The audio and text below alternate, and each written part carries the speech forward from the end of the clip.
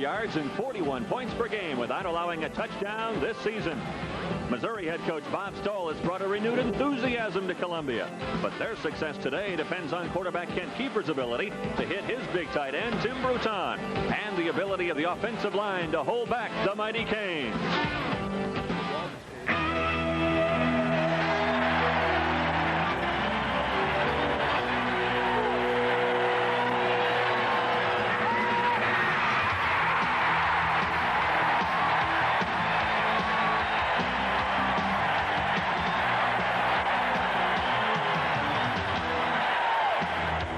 Network presents the Big 8 Game of the Week today from Memorial Stadium in Faurot Field in Columbia, Missouri. It's the Miami Hurricanes versus the Missouri Tigers. Good afternoon, everyone. I'm Dave Armstrong. We're looking forward to today's game. If you like an aerial attack, you're going to love this contest. Working with me is a guy who liked to catch a lot of those passes, former wide receiver of the Cleveland Browns, Dave Logan. And Dave, we have two new coaches in this contest, young coaches who like to throw the ball a lot.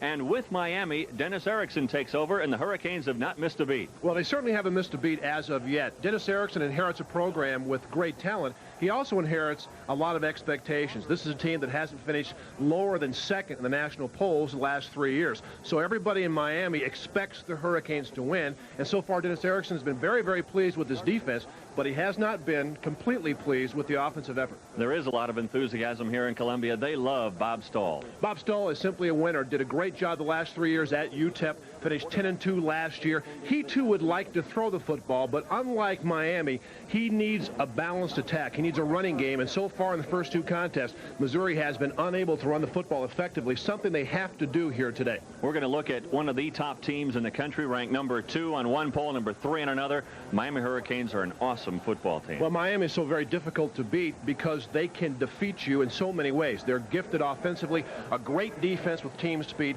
3 keys for Miami this afternoon. They've got to protect Craig Erickson. They have not done that the first 2 games. They've given up 5 sacks, 5 all of last year. The defense has been dominant in the first 2 contests. They have to remain so. And you can't be overconfident, even though it looks like they're a much better football team than Missouri, at least on paper. As for Missouri, this is what we think they have to do to stay in this ball game. Well, number one, they've got to take care of the football. Didn't do a good job last week against Indiana. Had several turnovers, a couple in key situations when they were just about to score. Tim Bruton, the fine All-American candidate at tight end, didn't catch a pass last week after 8 receptions in his first week. And defensively, Missouri has got to do a good job of keeping Miami out of the end zone, at least not giving up quick scores. All right, Dave, we're looking forward to this one. Strap yourself in. That football's going to be flying into your living room as you watch this one between Missouri and Miami. We'll have the opening kickoff right after this.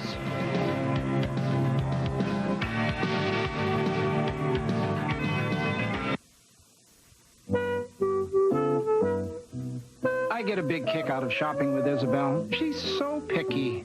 She's got to have Albertsons Supreme Produce. She says it's the freshest, and they sure have a lot. She could spend hours there. She says it's all the more beautiful because it's priced so low, like everything there. So we don't just buy our produce at Albertsons. After all, there's more to life than carrots and onions. Albertsons. We think like you do.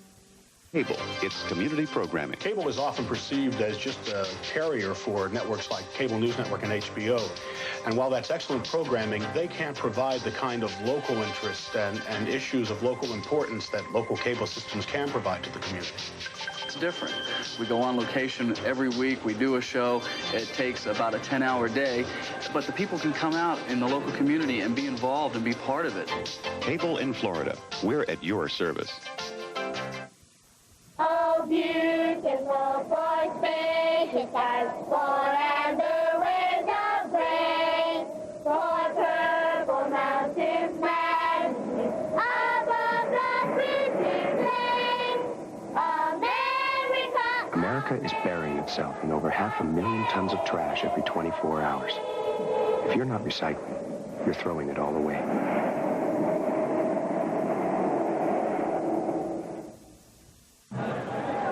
Wind will play a factor today. The wind coming out of the north at 10 to 20 miles per hour. It's rather breezy here. As you see, 59 degrees, just an absolute perfect day. And Missouri will start with the wind at their back in this first quarter. Missouri won the toss. They deferred until the second half.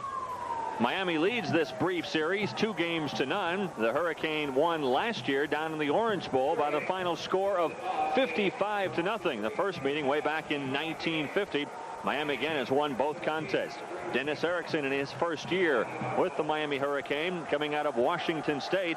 Erickson likes to throw the football a lot. That one-back offense, and we look for Miami to put the ball airmail quite a bit here this afternoon. Bob Stoll in his first year out of the University of Texas El Paso. He turned around that program, and he is expected to do the same here in Columbia. Once again, Missouri will start with the wind at their back, and they're going to need the wind at their back, Mr. Logan, as the Miami Hurricane come into this contest on the strength of a couple of easy wins to start the year. And they are talking about their offense sputtering, believe it or not. It's kind of hard to figure when you score 92 points in the first couple of games, actually 82 points, but they haven't been pleased with the execution offensively. And this is a team, of course, in the last 3 years that has been extremely proficient at doing what they do best, and that's put the ball in the end zone. We told you earlier that they've given up 5 sacks in the first 2 games, and they gave up only 5 the entire year last year. So Dennis Erickson, although happy with the start, is less than thrilled with the way his offense has performed early. Kicking off for the Missouri Tigers will be Mark Plunkett. He is their punter. Dan Baker will kick the extra points and the field goals. So Mark Plunkett will kick off with a wind at his back. Back deep for the Miami Hurricanes to get it. Alex Johnson, number 21, and number 3, Randall Hill. Number 3, Randall Hill. Randall Hill with 4.37 speed. He is a flyer, the fastest man on the Miami team. 45,000 expected for this one. And here we go. Hill gets it. Now he lets it go through the end zone. So Miami will come on the attack. Craig Erickson takes over the controls of the Hurricane. With the early departure of Steve Walsh, he continues the long line of fine quarterbacks at Miami. Wesley Carroll leads the parade of a host of great receivers for the Canes. In Dennis Erickson's one-back offense, we really expect the ball in the air a lot. And Randall Hill, the guy with 4.37 speed, also an outstanding one at the wide receiver position. Mike Sullivan anchors a strong offensive line. He started every game since walking into Miami campus 3 years ago. This makes 27 straight. Again, there's Craig Erickson coming in this year. Steve Walsh leaves early for the NFL. He's now with the Dallas Cowboys, and Erickson takes over the controls. Last week, 25 of 48, but he had 4 interceptions, and he was sacked 4 times. I'm sure that offensive line was challenged with trying to protect Erickson today. Right away, the Canes want to throw. It's completed to the fullback, Leonard Conley. Actually, the halfback, the only guy back there. Conley out of the backfield gets it. And now let's look at defense for Missouri. 6'1" and 275. That's Lee Johnson. He's the smaller of the Johnson brothers. Mario, 6'5", 285. And the linebacker positions, Darren McDonald, he started 33 straight. He's the leading tackler. And Adrian Jones, one of the finest cornerbacks in the country. A fine secondary for Missouri. First down for the Canes at the 30-yard line. Erickson again back to pass. He's got his receiver across the middle. That's Rob Chudzinski, the tight end. Chudzinski with his first catch of the year. Cordell McKinney comes up from the cornerback position to make the stop. Well, you've seen initially what Miami likes to do. They've started in a 3 wide receiver set, gone to the 1-back. You can call him a tailback, a fullback, but he's the only guy back there in Conley. First play, they dump it out and let Conley behind the offensive line pick up some yardage. That time they put Conley in motion to the trip side, the wide receiver side, and allow Chudzinski to work one-on-one into the seams of the zone. It's a complicated offense, especially when you look at it from the other side of the football, because invariably you find yourself outmanned unless you make adjustments before the ball is snapped. All the receivers go wide to the right. This time the give is to Conley. He runs into some traffic, and now he's bouncing off tacklers almost to midfield up to the 47-yard line. Cordell McKinney again on the stop, along with outside linebacker Mike Ringenberg. If Ringenberg's last name rings a bell, it's because his brother plays center field for the Kansas State Wildcats. This Missouri defense will be challenged today, one of the more potent offenses in the country in Miami, but that's not the real story with the Hurricane. It's their defense that everybody's talking about. Second down, 4 yards to go from the 47. Again, the give is to Conley. He is stopped at midfield. He'll be stopped shy of the first down. It'll be 3rd and 1. Ringenberg again on the stop. Well, Missouri defensively wants to try to take something away from Miami. You can't allow them the ability to run and throw. And it's important for Missouri to have some sort of success early. Leonard Conley is a guy that doesn't look like he's big enough to play, and yet gets the job done. He's a terrific pass receiver out of the backfield and has the ability, even at a small size, to break a lot of tackles. 3rd and 1. Conley again hit at the line of scrimmage, behind the line, first of all, by Mario Johnson. And I think they stopped him before he got the first down. This one's going to be close. It depends on where they mark the football. Well, a good job of penetration by Mario Johnson. You can see Conley gets knocked off his feet well before he gets to the first down marker. Miami looks like they're going to go for it, which is an interesting call about midfield. Miami feels like they have the guns, the offensive line, to go for it on 4th and 1. Conley around the outside. He has that and a whole bunch more. Conley got outside and wasn't stopped until Leon Fisher came up from his free safety position, but there's a flag on the play. Missouri is clapping. It could be against Miami. You're probably going to have a personal foul as Miami and the Tigers getting involved with a little extracurricular activity after the ball was dead. It's okay to be vocal and certainly to be enthusiastic, but you have to pick and choose your spots to do that, and that time not a very good choice. Dave, it's interesting you talk about Miami. They've certainly had that bad boy reputation for several years, and it was interesting in the first play this year, first call made, personal foul against the Hurricanes. Well, they intimidate a lot of teams. I mean, they walk out on the field expecting to win, and of course they play well enough to achieve that goal, but they intimidate clubs that are not playing as well as they possibly could against themselves. It's a first down for Miami, but then they mark the penalty. Obviously, the personal foul came after the first down was picked up. So now it'll be first down, but 25 to go. Ball back at the Miami 41-yard line.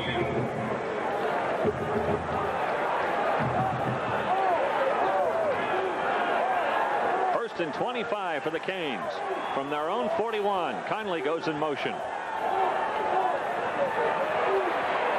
Erickson, no pressure, underthrows his intended receiver on the near side. That was intended for Doyle Aaron, and it's underthrown, and that will be second now and 25 back at the 41. They say Craig Erickson may have the strongest arm of any of the University of Miami quarterbacks. Of course, there are 4 now in the National Football League, all making well over $1 million, but Erickson has patiently waited his turn. He waited for Steve Walsh, now the Cowboys, to depart. And now he's the guy. Boy, Jim Kelly, Bernie Kosar, Vinny Testaverde, Steve Walsh. Some great ones. That's some legacy. Chudzinski falls down after catching the football. A gain of only about 4 on the play up to the 45. Ringenberg was there to make sure he stayed down along with Darren McDonald. A gain of only 4. That's going to bring up 3rd and 21 back at the 45-yard line. And now the Tigers find themselves in a situation where they can be a little more aggressive defensively. They can blitz it they'd like. 3rd and 21. You've got to make sure that Erickson doesn't have a lot of time to stand back in the pocket. Here comes the blitz. Erickson gets out of it. He's trying to scoot for the first down, but he is caught from behind by Darren McDonald. McDonald came on the blitz and got him from behind, short of the first down at the Missouri 42-yard line. So I think this is a good call defensively. Right to the left of the screen, you see the inside linebackers, McDonald and Reiner, both come, and although they allow Erickson to escape a little bit, 3rd and 21, certainly enough time to close on him defensively. Can't let him sit back in the pocket and look the entire field over, even with 21 yards to go. Maurice Benson is back to get it. Waiting the punt of Tim Kalal into the wind. A high punt. It's hanging up. A fair catch called for and caught by Maurice Benson. And Missouri will start their offense at the 11-yard line. Ken Kiefer steps out of the Phoenix Junior College into the controls of a revamped Missouri offense. Kiefer's thrown for a good percentage. He can find his targets if given the time. Jim Bruton just may be the best tight end in the country. He caught 8 passes in Missouri's opening win over Texas Christian. They couldn't find him last week at Indiana. Brad Funk, a bright future on that Missouri front line. Pete Scott and Andy Locke also starting. They were questionable with injuries. Now Missouri shows a one-back offense. Kiefer right away to throw. He's found his tight end. That's Bruton with the catch. And Richard Newble makes the stop.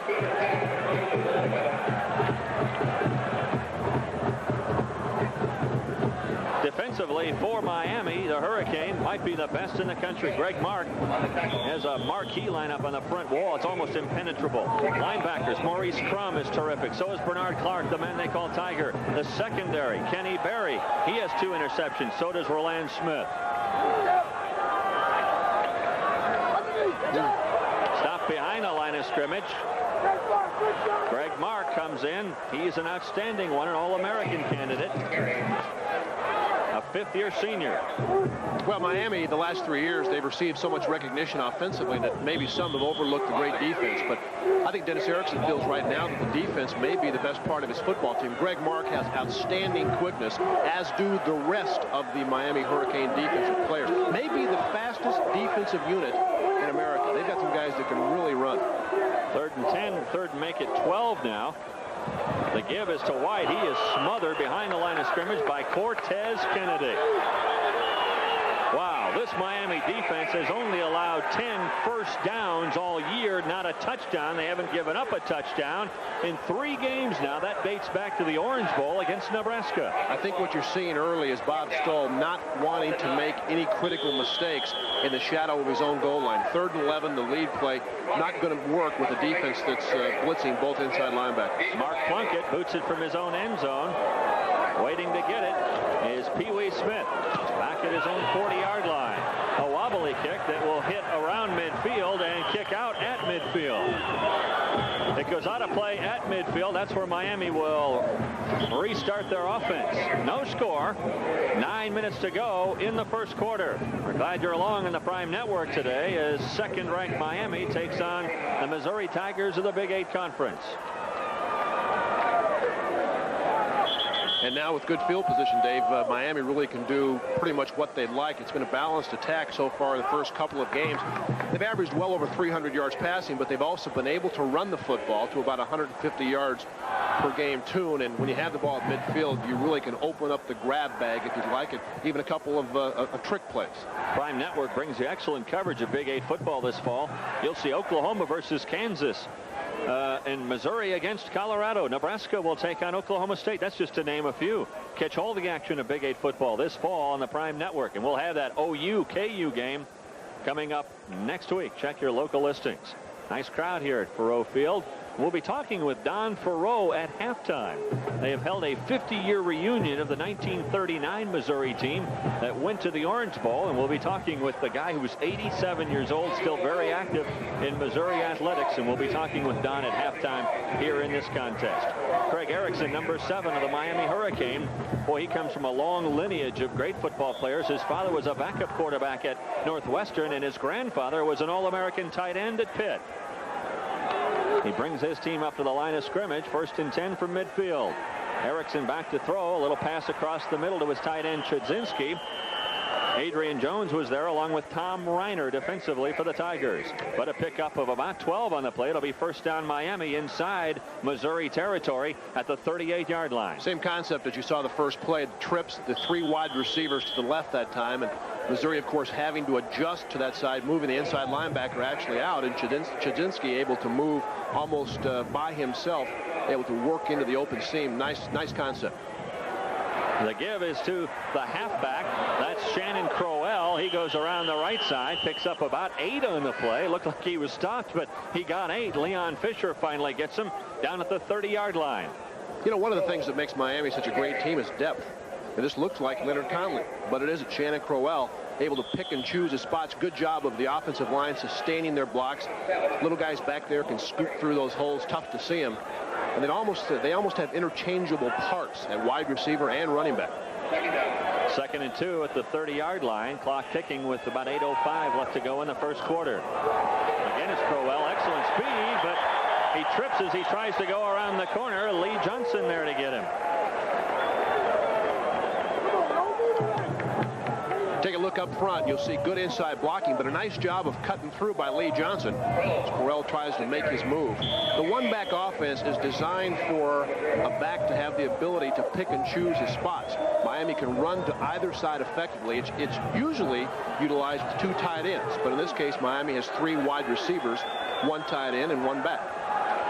3rd down, 2 yards to go. The give again, and it slips again. Crowell cannot get back to past the line of scrimmage very far. Maybe a pickup of 1, but it'll be shy of the 1st down. That'll be an interesting decision. Will they bring Huerta on for the field goal, or do they go for it on 4th down? They'll probably go for it, and I can just hear Dennis Erickson looking to the trainer and saying, or the equipment guy saying, get him some new shoes. Miami's having a tough time keeping their footing on the turf here. Here they go, 4th down and 2 from the 29-yard line. Erickson wants to throw on 4th down. Out of bounds. Incomplete. The intended receiver, Doyle Aaron, and Cordell McKinney with outstanding defensive help. Good job by the Miami defense. Don't know if we can see it, but McKinney will actually take Aaron all the way out of bounds. Had Aaron been able to come back and catch this football, you can see he clearly is out of bounds even when he goes up for the initial attempt. Had he been able to come down with the ball in bounds, the play would have not counted. As we said, Aaron was knocked out of bounds previously by Cordell McKinney. Nice job by the Missouri defense. Ted LePage also coming over from his free safety position to make the play. We have a flag on the play as White picks up about 8. There might be a hold, though. Let's hang on. There is holding against Missouri.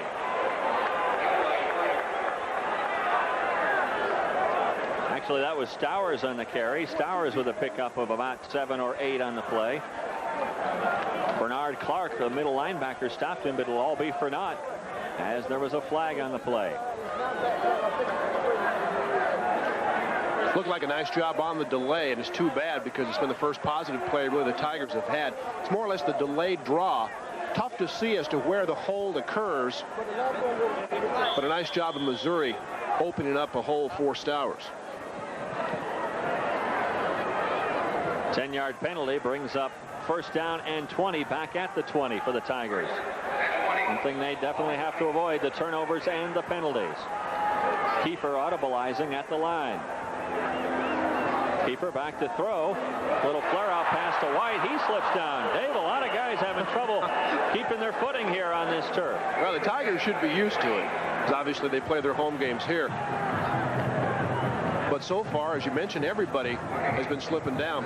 Nice job initially here. I don't know what's going on. They got to get some new tennis shoes or something to help keep that footing. The turf here not that old, only about 4 years old, and there hasn't been rain here for a couple of days, so it can't be that. Here you see Missouri's numbers on offense so far. 2nd down, a long way to go. Kiefer with a lot of time. Now he tucks it over under, and he wants to run with it. He goes out of bounds at about the 27-yard line. Forced out by Bernard Clark. Good job by the Miami defense, and a good job by Kiefer as well, pulling the ball down, not forcing the throw. You can see pretty good pass protection, something the Tigers have had their problems with the first 2 games. Kiefer trying to find somebody open, and now you just got to get as many as you can. Again, you have a pretty good look as to why that defense is so good. Very, very quick. Linebackers that run 4.7, 4.8, and the 40. They just got great speed, and you can see defensively giving up 150 yards per game. That is called dominant defense. Absolutely. 3rd down, 12 to go at the 28. Kiefer, a little flare pass. It almost was picked off. Stowers actually broke that one up. Charles Farms came up from his free safety position, had a free crack at it, but Stowers knocked it away. Well, Kiefer reads the blitz, and I'm not sure anybody else does. He expects Stowers to break inside, and as you mentioned, there's Farms right on the money. A good job by Tommy Stowers preventing the interception. That's what happens when teams aren't used to throwing a lot. Sometimes you get yourself in a predicament where you're not on the same page as a quarterback and receiver weren't. Plunkett again to punt with the win. Another wobbly kick. Pee Wee has it at his own 31. He scoots to the outside and goes out of bounds near midfield. They'll mark it out of at the 47-yard line of Miami. And with 5:29 left to go in the first quarter, still no score. We'll be right back.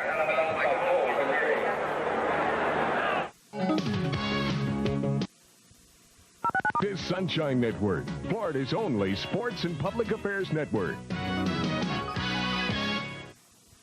Nissan loses again to the #1 selling import in the United States, Toyota.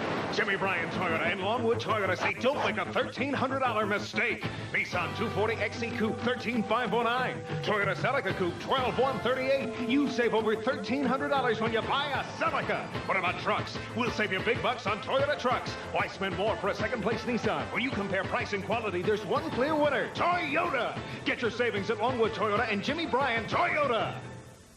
Rocky IV, he fought for his country. What the hell is this?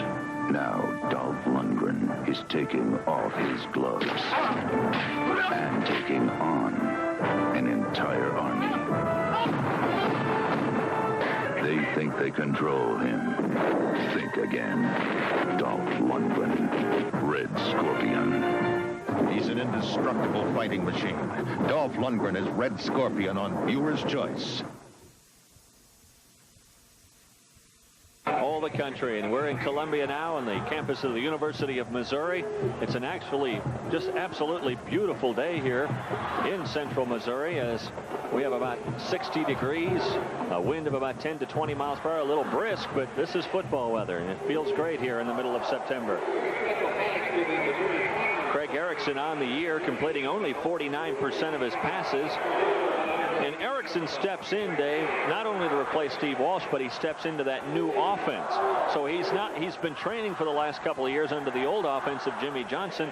Now he takes over the helm, and he's got to learn a whole new playbook. I think you'll see his percentage get that much better when he starts to take the easy throws and not try to force the football. Play action pass, and Erickson has all kinds of time.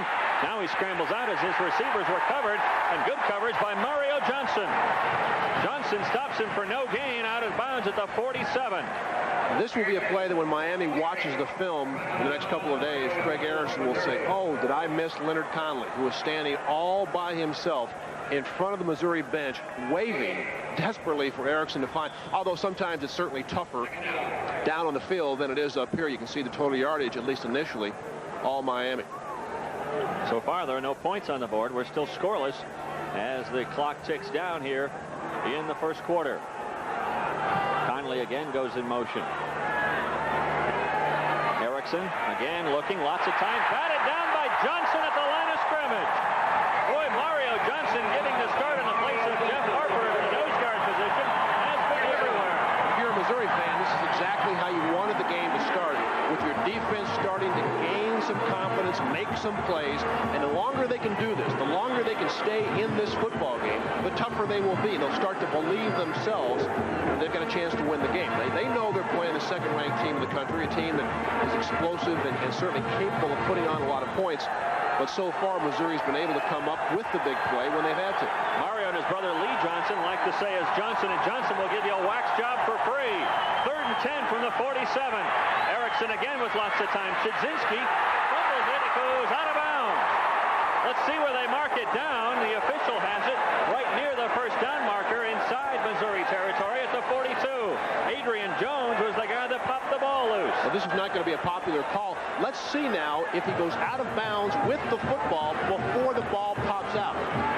Chudzinski with the reception. Good tackle by Jones. Tough to see in that particular angle. If he had the first down, I believe the official has marked him a little bit short. Let's take a look at it again. Adrian Jones, an excellent defensive back. Watch and see where he is when the ball is knocked loose. There it goes. Now, see, I think he's still in bounds. If that's the call, they should mark the ball as to where the ball went out of bounds. And I don't think we're going to be happy. It's actually going to be ruled a first down. It's tough to tell from that angle, too, Dave, as to what angle or trajectory the ball went out. It might have just gone straight out of bounds from there. And again, that's why Miami can hurt so many teams defensively. You get them in the hole, 3rd down and 10. They're able to sneak the tight end on a crossing route and pick up the first down. Chudzinski so far, again, very accurate, 42 yards. Chudzinski's been his main target. Conley goes around the outside. Now he has room to run. And he's finally tackled, but not before he picks up a first down at the 30-yard line. Andy Titone comes up from his inside linebacker position to make the stop, the junior out of St. Louis. Well, they hurt you during the passing attack, then they pulled two big offensive linemen, as you can see, and Mike Sullivan doing a good job along with Rod Holder leading Conley around the corner. So many different ways Miami can move the football. Another first down at the 29-yard line. Miami not yet on the scoreboard, though, but this drive not taking a lot of time. They're going out of bounds a lot. Still 5 minutes to go in the first quarter. Again, Conley has it again. He wants to roam to the outside. Forced out after a pickup of 2 or 3 by Adrian Jones.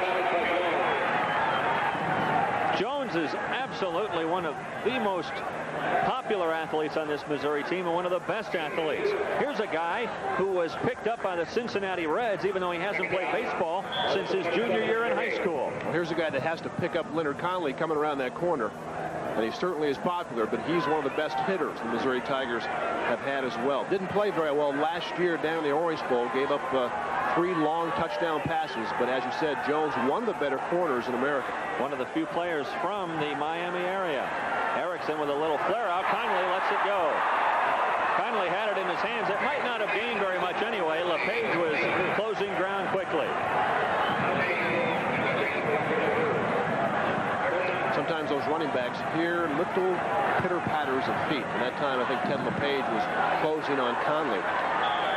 That's the one-back offense where you send the back in motion, the 3 wide receivers to that side. They go out. If the linebackers drop, of course, then Conley's the guy that gets the ball. Pretty good percentage on 3rd down. This is 3rd and long, 3rd and 9 for the Hurricanes. Again, Erickson just stands back in that pocket with all day to throw. He goes across the middle. His receiver. Dale Dawkins with a catch. Mike Ringenberg on the stop. Darren McDonald also there along with Tom Reiner. Missouri, again, long yardage situation. Most college teams will play zone, and when a quarterback has this much time to stand back and look from receiver to receiver, you're going to find somebody open. Dawkins is a big play guy. He's got good enough size. He'll go across the middle. He catches the ball. Very, very good jumper. They've got 3 excellent receivers to start and a couple that sit the bench. Conley again on the right side. Stopped after a pickup of only a couple down to the 15.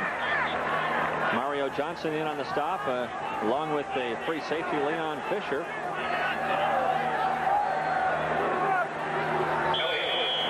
Real good crowd here on hand today at Columbia, and they're enjoying the action. Bundled up in their coats. A stiff breeze coming out of the north. Really an excellent day to watch football. Skies are absolutely clear. Not a cloud in the sky. 2nd and 9. The ball at the 15-yard line. Receivers to the near side. Erickson looking that way. Goes into the end zone. Batted away. Leon Fisher bats it away. And that brings up 3rd down. Look at Miami with the same offensive concept. 3 receivers to the bottom of the screen. The inside receiver will go straight up the field. And Erickson tries to fit the football into the seam before Fisher can get there. And you see an excellent job by Fisher beating the football before Erickson can get it in. Now Erickson 5 of 10 for 53 yards. 3rd and 9 from the 15. Blitz. Here comes a blitz. He gets it off, but it's incomplete. LePage again and Adrian Jones there defensively, and Missouri stuffs him. I think it's real clear here in the early going that Missouri has made a statement, hey, on 3rd down, don't bet on standing back there and wait for things to develop. You may beat us one-on-one, but you're going to have to get rid of the football quickly, and that's exactly what the Tiger defense has done so far. Huerta's only miss from 53 yards. He's deadly from this range. This will be a 32-yard field goal.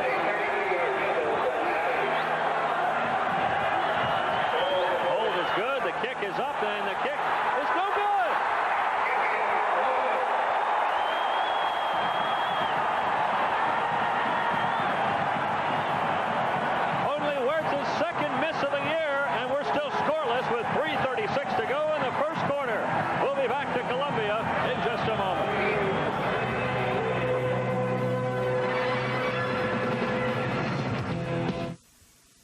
Miss out on Double cash back at your Gold Star Dodge dealer. To move out the remaining 89 Dodge inventory, we doubled the cash back on Dodge Omni and Shadow. Now you get $1,500 cash back. On other Dodge models, get 0% financing. Get $2,000 cash back on full-size Ram-Top Dodge pickup truck this weekend. Now, hurry to your Gold Star Dodge dealer before Monday night. All day long I worry about what my boss thinks. So it sure is nice when someone worries about what I think. I want to save more money and more time when I do my grocery shopping. Because between my job and my kids, I don't have time to drive all over town for bargains. And you know what? Someone at Albertsons had the same idea. Because at Albertsons, I save time and money every time. I like that kind of thinking. Albertsons. We think like you do.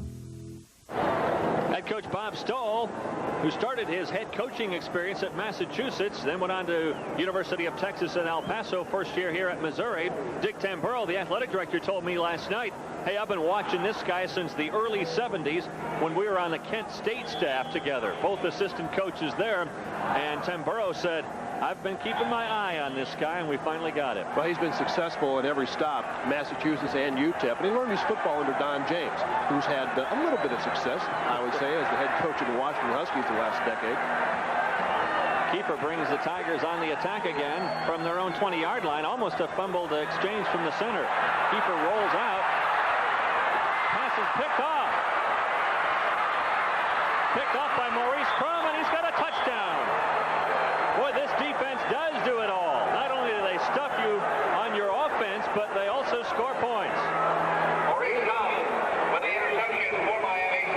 Kent Kiefer just makes a bad throw. He's got Tim Bruton wide open in a crossing route. Had he been able to get the football up and over, he's got a big play, but he throws it directly into the hands of Maurice Crum. Here's a guy that made second-team All-American last year and didn't even start every game. Big play outside linebacker, and you can see that Miami defensively is very capable, maybe as capable as the offense in the first couple of games. So it's the defense who puts the first points up on the board for the Hurricane. Huerta has not missed an extra point in his career at Miami. This one's up, and it's good. He is now 55 of 55 on extra points. Carlos Huerta makes it 7-0 Miami with 3:24 left to go in the first quarter. And now if you're Bob Stoll, you've got to get your kids together on the sideline and help them regain their composure. The defense had played so well, you're coming off a high because Miami misses a short field goal, you make a bad throw, and all of a sudden, boom, you're down 7-0. Still plenty of time, and Miami is so explosive that you want to make sure you don't lose your kids early in this game. Maurice Crum into the end zone. He's been there a couple of times, and we're going to see a little get-together. Yesterday in practice, Dave, we were watching, and they were actually practicing their end zone celebration. Yeah, that's how confident they were going into this game. That's not spontaneous. They get together in a little circle, and they've got a little choreographer, a few dance steps. All they need is one of those big music boxes. They can really get together. What's interesting, though, with the wide receivers, the guys that were practicing, it's the defense, the guys that score. Huerta will kick off. Back deep for the Tigers. Sean Moore and Ronell Cahill. This is a squib kick from Huerta into the wind. It's picked up and stopped almost immediately at the 35-yard line. Jim Collins, fullback, was the guy who got his hands on the football, returns it a few yards up to the 35, and that's pretty good for Missouri. Be able to start at their own 35-yard line, down 7-0. And now if you're Kent Kiefer, you've got to have a short memory. You've got excellent field position, still in the first quarter. Go ahead and do the things that have allowed you to secure the #1 job here at Missouri. He's a guy that makes big plays. He's got a good throwing arm. He's fairly elusive. Forget the last throw and get on with the offense. His Kiefer's numbers today, short yards on his passing, 4 interceptions on the year. Kiefer the give of the second back throw, and man, he was stuffed as soon as he got his hands on the football. Michael Jones stopped quickly by Shane Curry. Well, Curry makes a good play, but this is going to happen when a defensive outside linebacker comes untouched inside. Hello. You can see the head snap back. Very, very quick. Again, to point out, they've got great athletic ability, especially in linebacker. They've got guys that combine quickness and speed, and they're tough to block at the line of scrimmage. But they're certainly tough to block when nobody even makes an attempt, and that was a blown assignment. Kiefer again with the audible on 2nd down and 11 yards to go. Kiefer with a pass out to his tight end, Larry Lithicum. Not much doing there. Picked up maybe 2 or 3 on the play. Defensively, Richard Newbill, the linebacker, was there to stop it cold. So far, Missouri really has thrown nothing but 3-step drop passes. That's designed, of course, to let that offense have some success and to get rid of the football before Miami can put a lot of pressure on them. 10 quarterback sacks in the first 2 games against the Missouri Tigers, and you're playing a defense again that comes at you from all angles. 4 defensive linemen, they bring linebackers, they really put pressure on your offense. Now from the shotgun formation. Miami showing blitz. Kiefer, though, has all kinds of time. There's a flag on the play. Across the middle, picked off again. This one picked off by Roland Smith. He comes around the near side and is knocked out of bounds by Smiley Elmore, but he's in Missouri territory at the 35-yard line. Let's see what the flag is about. Missouri is saying it's against Miami. Well, let's give credit to the offensive line for a good job of allowing Kiefer to stand in the pocket, and this is a ball that has to be caught. You can see Damon Mays, as he just has the ball go off his hands. Well, that's a play you have to make as a wide receiver. Got to go up and catch the ball. Looked like he tried to catch it with his chest, bounced off his pads, and that interception will come back, fortunately for the Tigers. That's right, a break for the Tigers as Miami was offside, so it'll be 3rd down all over again. Oh, no. Offside. Defense. Still 3rd. 3rd and 5. No, make it 3rd and 4 now for the Tigers at their own 43-yard line. Easy enough call. Offsides, defense. I kind of like it because National Football League, of course, they point out as to who was the culprit. Yes. At least here in college, we can just guess. That's coming from a former player. Boy, I used to hate it. The offensive lineman hated it probably worse than anybody. Kiefer under center this time, not shotgun. Kiefer finding some room now on the outside. He skirts for the first time, but another flag on the play. Yeah, this one's coming back. It's going to be offensive holding, I think. Kiefer doing a good job scrambling. Maurice Crum forced him out of bounds, but this time the penalty will go against the Tigers. Holding call flag on the play. On the Tigers.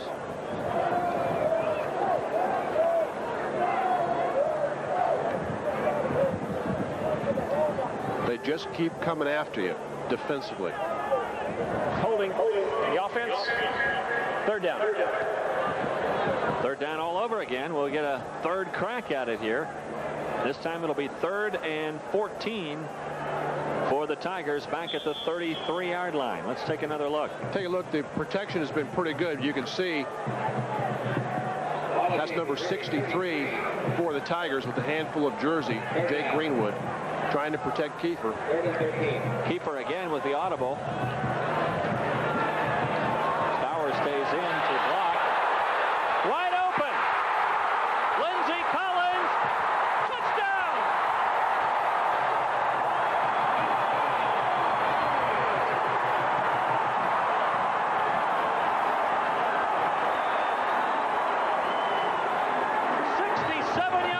Lindsey Collins, his first touchdown for the Tigers.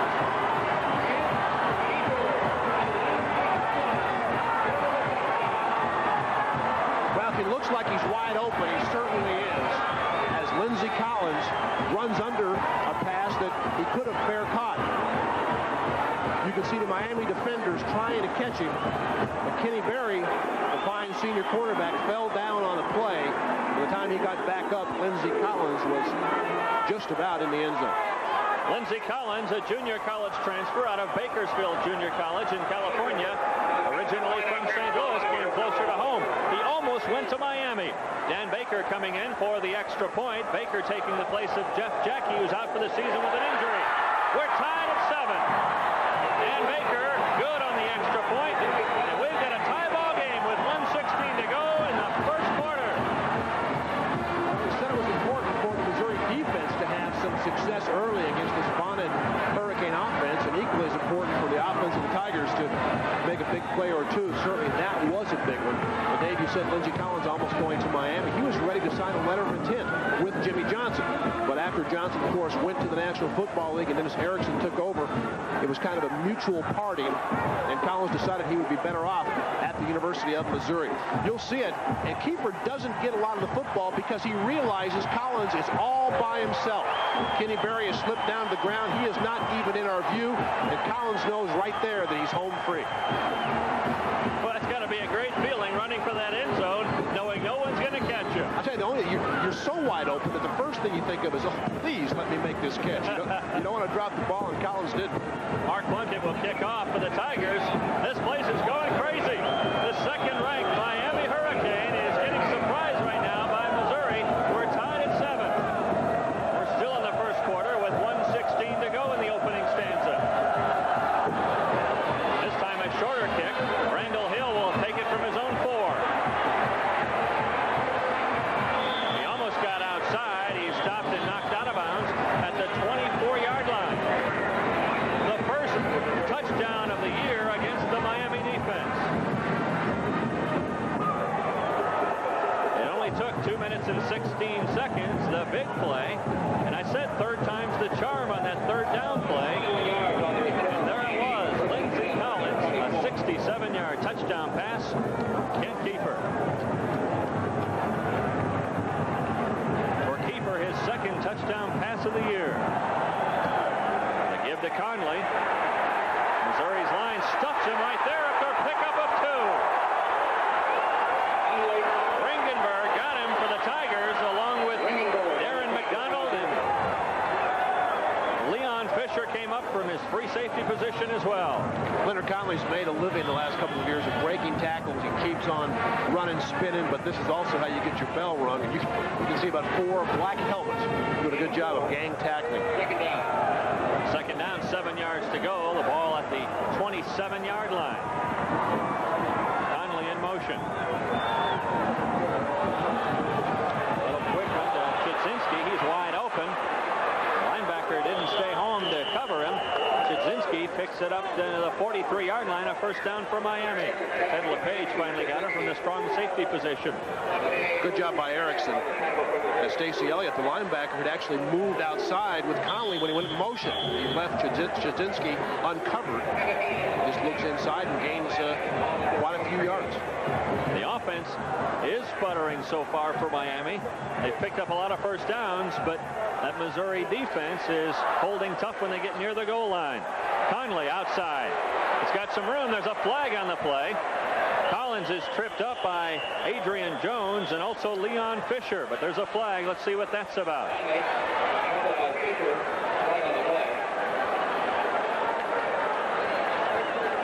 The early indication is against Miami. They're walking back towards their own goalpost. It is holding against the Hurricane.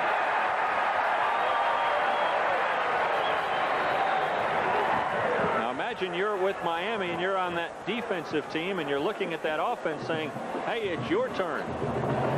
We got 1 touchdown. You get 1. Holding.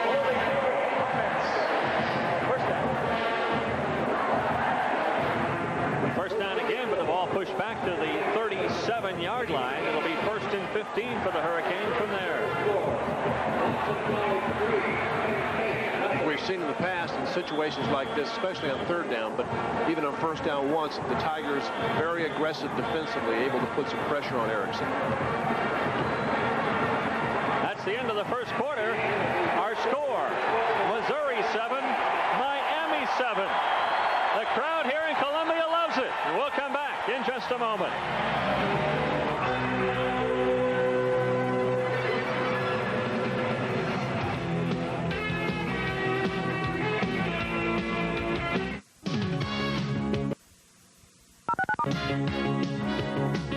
You're watching Sunshine Network.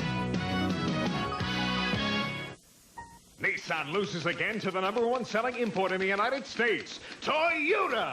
Jimmy Bryan Toyota and Longwood Toyota say don't make a $1,300 mistake. Nissan 240 XE Coupe, $13,509. Toyota Celica Coupe, $12,138. You save over $1,300 when you buy a Celica. What about trucks? We'll save you big bucks on Toyota trucks. Why spend more for a second-place Nissan? When you compare price and quality, there's one clear winner, Toyota. Get your savings at Longwood Toyota and Jimmy Bryan Toyota. The gun show. Florida's largest gun show is this weekend at the Central Florida Fairgrounds. Guns, custom knives, military memorabilia, and accessories. Buy, sell, trade, or browse over 600 tables in 2 air-conditioned buildings. Admission just $375. Kids under 12 free with parents. Special Friday night preview 3 to 9 p.m. for just $250. There's something for everyone. This weekend at the Central Florida Fairgrounds, Highway 50, free parking. See you there.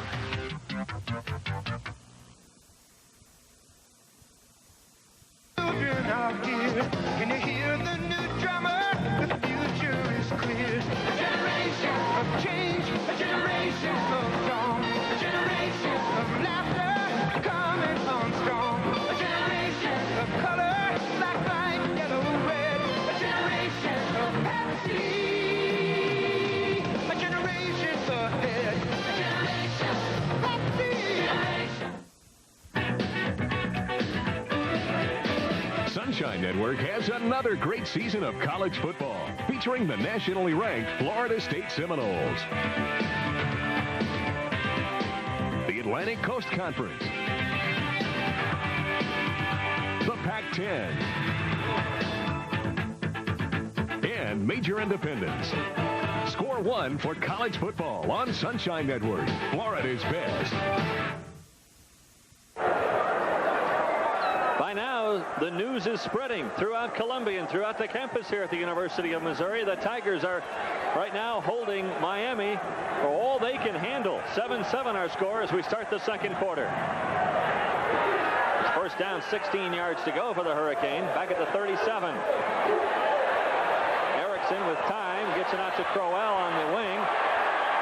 Not much doing there. A pickup of about 5 or 6 on the play. Ringenberg and Reiner there to make the stop. You know, Miami's been known the past 3 or 4 years for having great receivers, and certainly this year's edition no different, but they have not been able to get the football to those receivers much this afternoon in the early going. It's been to the halfbacks, it's been to the tight ends, but so far the receivers really haven't been found. Back to the original line of scrimmage at the 43. It's 2nd and 10.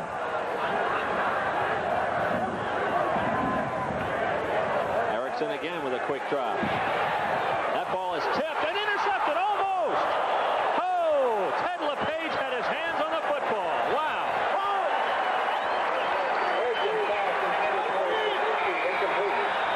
Pretty good pass protection as Erickson goes back and trying to hit the tight end on the seam pattern. And you can see LePage, number 14, reads this thing all the way. Almost comes up with what would have been a fantastic interception. Erickson now 7 of 13 for only 59 yards. 3rd and 10. You can bet Missouri will be coming on defense.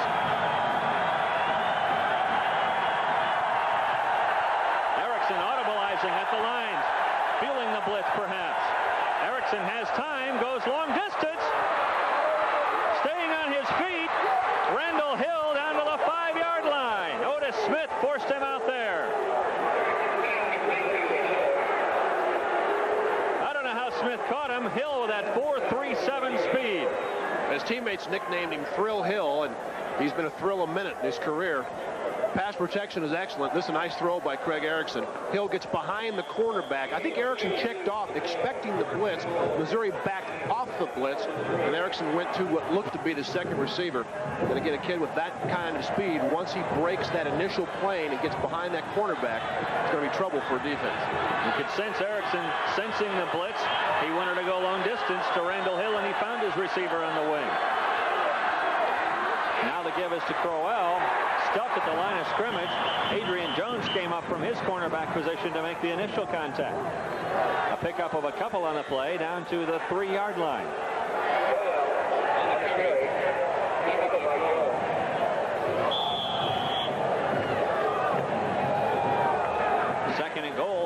3, 13:20 left to go in the first half. 7-7 our score.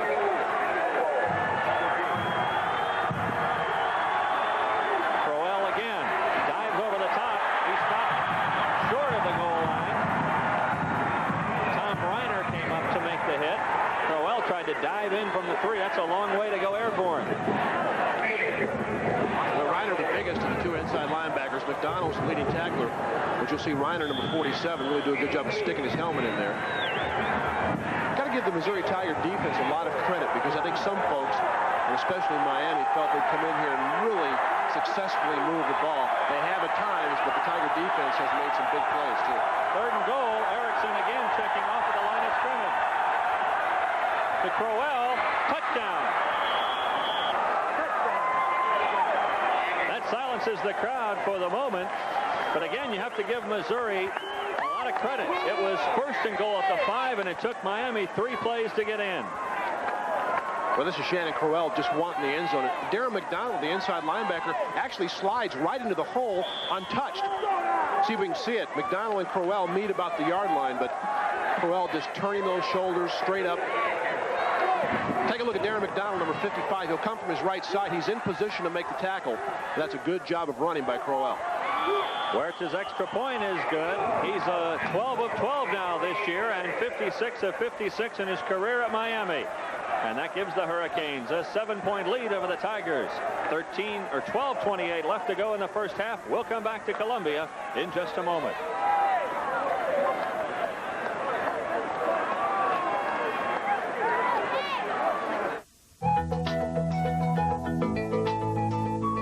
Started at Albertsons, they gave me some special training, and I learned to think like the customer. Well, it's obvious my customers don't want to wait in a long line. I mean, who does? So while the store saves them a lot of money, I save them a lot of time. I'm the last person a shopper deals with, so I better be good. One lady told me I'm the best she's ever seen. That was great. Albertsons. We think like you do. Don't miss out on double cash back at your Gold Star Dodge dealer. To move out the remaining 89 Dodge inventory, we doubled the cash back on Dodge Omni and Shadow. Now you get $1,500 cash back. On other Dodge models, get 0% financing. Get $2,000 cash back on full-size Ram Tough Dodge pickup truck this weekend. Now, hurry to your Gold Star Dodge dealer before Monday night. Miami will kick off with the wind at their back. Huerta will kick off for the Hurricanes. Back deep, Sean Moore and Ronell Cahill for the Tigers. Huerta now wants to put it on the far hash mark. That drive went 76 yards in 3 minutes 44 seconds. It took 8 plays. Crowell going in over from the 1. Short kick from Huerta. Picked up by Sean Moore. And he gains about 6 or 7 on the play up to the 25-yard line. There you see it, 8 plays, 76 yards. Crowell, a 1-yard touchdown run to give Miami a 14-7 lead over Missouri here with 12.5 minutes to go in the first half. There's a flag on the kickoff. It was against the Missouri Tigers. Interesting there in that Huerta, who has the legs certainly to kick it out of the end zone, decided to just hit one up high in the air and not just force him to take the ball at the 20-yard line. Dead ball. Unsportsmanlike conduct. Receiving team. First down. Sometimes you get caught up in answering a challenge, so to speak, and if you do so in the view of an official, you're going to get penalized. You know, Missouri has not been able to run the football, as we said early, effectively the first couple of games. Had 58 yards against TCU and 66 against Indiana. And Bob Stahl has got to have a semblance of a balanced attack, because they don't go back and throw the ball, at least as effectively as Miami does, all the time. Stowers the lone back. He's got the ball. He gets across, maybe back to the line of scrimmage. That's it. Cortez Kennedy, who is as fast as Stowers, even though Kennedy weighs close to 300 pounds, stops him with the gain of maybe a half yard. You see Tommy Stowers with 86 yards total in 2 games and a quarter. I think one of the problems that man faces is trying to adjust the personality of a team. They've been a flexbone team under Woody Woodenhofer, a team that ran almost exclusively. Now they want a balanced attack, and the offensive linemen have to pass protect that much more. And they've kind of got away from what they did best 2 or 3 years ago, and that's run the ball. Keeper from the shotgun to Stowers, and Stowers can't find the handle. Well, the Miami defense was swarming. If he had caught it, Bernard Clark was waiting to smash him there. That was going to be a shuttle pass, and I think Kiefer decided that Stowers was covered when he wanted to flip it to him, and of course has the option then to dump it to him over the head of the on-rushing defensive lineman. Now it's 3rd down and long, 3rd and 22, back at the 11-yard line. Downs like this give offensive coordinators nightmares. The draw play, that goes nowhere. Again, Kennedy stuffs it. Russell Maryland also in on the stop. Tommy Stowers goes nowhere. A loss of about 4 on the play. You see, the fans don't like the call. 3rd and 22, you run the draw, but if you go back and you're not yet set with your pass protection, you get your quarterback killed. If you're not a team that gets involved in a lot of passes all the time, you're maybe not used to trying to pick up that much yardage. And a safe call, you allow your punting team to come on and hopefully be able to kick the ball, and then let your defense come out. They played reasonably well in the first quarter. Give them some good field position, or at least better than you would have had you turned the football over. Bernard Clark is being helped off the field. Looked like he twisted something. He's now walking more under his own power as he comes off to the Miami sidelines. Mark Plunkett will punt from his own end zone.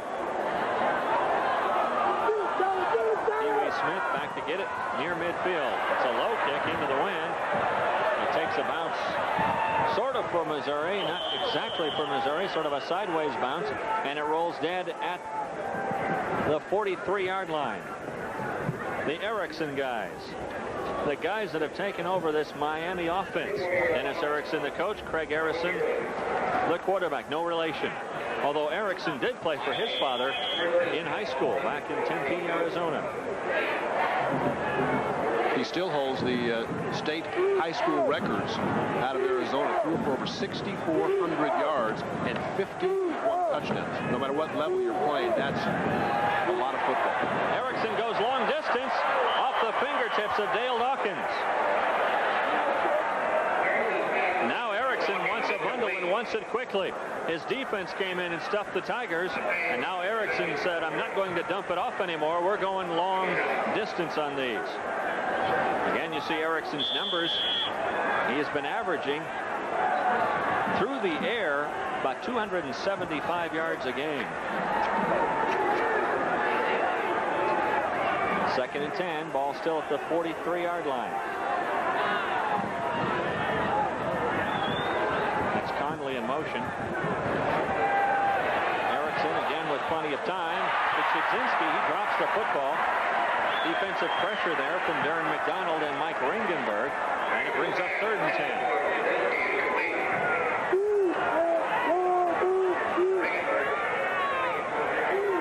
Chudzinski usually catches the ball pretty well. Not a great athlete, not very big, not real fast, but always finds the open seam, and that time certainly did. The ball delivered right on the money and just couldn't come up with it.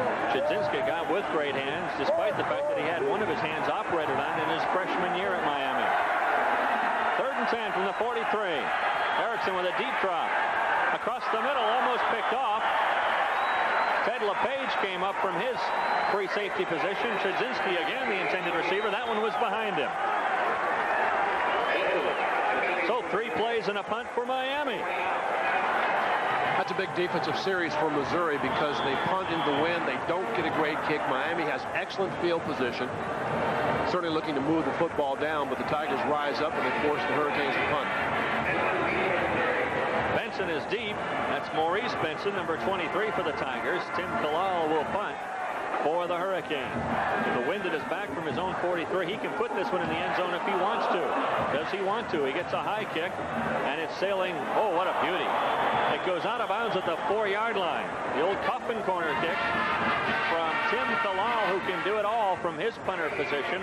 And it goes out of bounds at the 4-yard line. And you got to believe, Dave, that the Hurricane defense is licking their chops as they come back on the field. Well, you can certainly, as a defense, be that much more aggressive. Again, you can stunt, you can come after people, you can take more chances when you've got your opponent backed up in the shot of their own goal line. And conversely, offensively, you're limited as to what you can do. You may take a pop at something long trying to sneak somebody behind the defense, but you can't do everything that you'd like to do when you're on your own 3-yard line.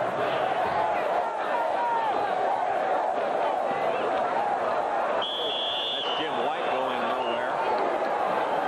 Bernard Clark was there. Michael Barrow, who is playing in the place of Bernard Clark, who hobbled off the last time. Barrow with the stop right at the line of scrimmage, maybe even a loss of a half-yard. We'll call it 2nd and 10. That's what I mean about interchangeable parts. Bernard Clark has been a 5th-year senior, a guy that's really played every linebacking position. Michael Barrow's a freshman. First time he gets in the ball game, makes something happen. And defensively, you can really come after him. As you saw, the inside linebacker blitz and got into the backfield untouched. Again, the give is to White. This time he has a little bit of running room, not much.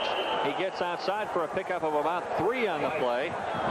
Stop made by Bobby Harden.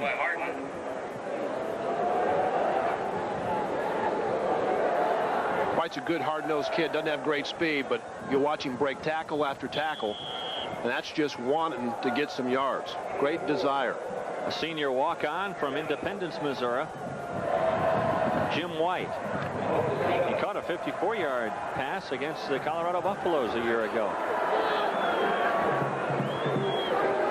3rd down, 7 yards to go. Keeper back to pass. Gets it on the wing to Stowers, shy of the first down, stays inbounds up to the 13-yard line, 1 yard shy of the first down. Richard Newble was there to make sure he didn't pick up that first down. And again, we go back to bad shoots. On a surface they should be used to. Stowers, had he been able to keep his feet, might have lunged forward for the first down. And that would have been a crucial first down, because obviously now you've got to punt into the wind again, and it looks like Miami will have excellent field position. And for the 3rd time in this game, Plunkett is forced to punt from his own end zone. That one almost blocked. A good punt that time from Plunkett. Fair catch signal for, and the ball is hit by a Missouri defender and downed at the 35-yard line, but they're going to bring it back to the original contact, which was up near midfield at the 49. Erickson will come back on the attack for the Hurricane, and there's a flag on the punt. Let's hold everything. Well, Missouri certainly has to hope this is not against them, because that's an excellent kick, and it is a clipping call against the Miami Hurricanes. Hurricanes have shot themselves in the foot a little bit here this afternoon with some untimely penalties. Are there any timely ones? Not if they're on your team and you're the head coach. This bird, I can't remember what they call it, that mascot. The kicking team. Flipping against the kicking team. No, they originally said it was against Miami. That one went against Missouri. This supposedly is during a hurricane.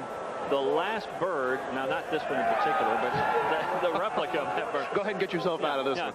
Is the last bird to seek refuge in a hurricane and the first one out after the hurricane. That's why they have this mascot.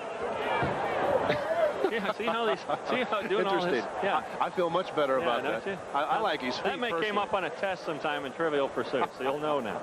I don't remember the name of the bird, though. That thing could no more fly than you and I can. That's true. 8:38 left to go here in the first half. Miami with a 14-7 lead, and that surprises some folks. A lot of people figured that Miami would cruise in this contest. Penalty will be declined. It'll be first down for Miami. Interesting that Miami declines that penalty. They want their hands on the football, and now, 38-yard punt. Because that was an excellent punt Miami takes over from Plunkett. 10 from their 49. So Erickson brings them up to the line of scrimmage. 1st and 10 from the 49. Erickson just 9 of 19 so far this afternoon.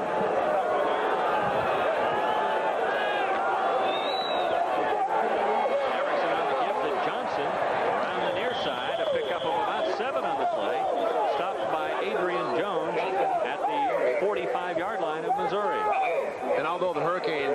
deploy 3 wide receivers in that particular play.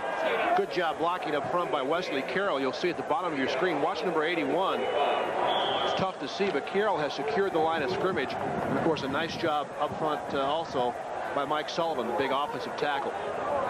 Got to be able to run the ball, although Erickson, I'm sure, would be very content to throw the ball 60 times. 2nd and 4. Again, Johnson. Nowhere to go. Lee Johnson on the stop. Lee Johnson stopping Alex Johnson. No gain. It'll be 3rd and 4. Maybe even a loss of a yard. We'll make it 3rd and 5. Well, Lee Johnson's had a heck of a first half. Lee and Mario both. Now that we know what it is. Correct? That's a Tiger. Looks like he's listening to us. And I'm not sure what a Tiger does in a hurricane. Probably runs. That ball tipped at the line of scrimmage and almost picked off again. Ted LePage has had his hands on the football twice. Well, that time, that's one he should have come up with. The first one we can excuse him on not making a terrific catch, but LePage does a nice job of reading the zone coverage, and the eyes of Craig Erickson drive him back inside of Wesley Carroll. That baby hits him right in the numbers. And you can see the anguish on LePage because obviously big play, at least an opportunity for one. Kalal again back to punt. And Benson back deep at his own 10-yard line. Kalal with a high kick. This one might sail into the end zone. It does. Just barely. Kalal almost got that one to stop on the 1-yard line. 7:16 left to go in the first half. 14-7 our score. The Hurricanes up, but by only 7. But Dave, they've been pinning the Missouri offense back in their own end pretty much this whole game. Well, I think the story so far here in the first half has been the Missouri defense. Their ability to stop Miami when they've had to. They've hung in there, and they've allowed their offense a chance to play still in contention. Only 14-7 down, and certainly you've got to give a lot of credit to the Tiger defense, at least so far. Next week on Prime Network, Kansas Jayhawks hosting the Oklahoma Sooners. We'll be there to bring it to you from Lawrence. It comes your way Saturday night at 12:30 Central, then again Sunday morning at 10 Central, right here on Prime Network.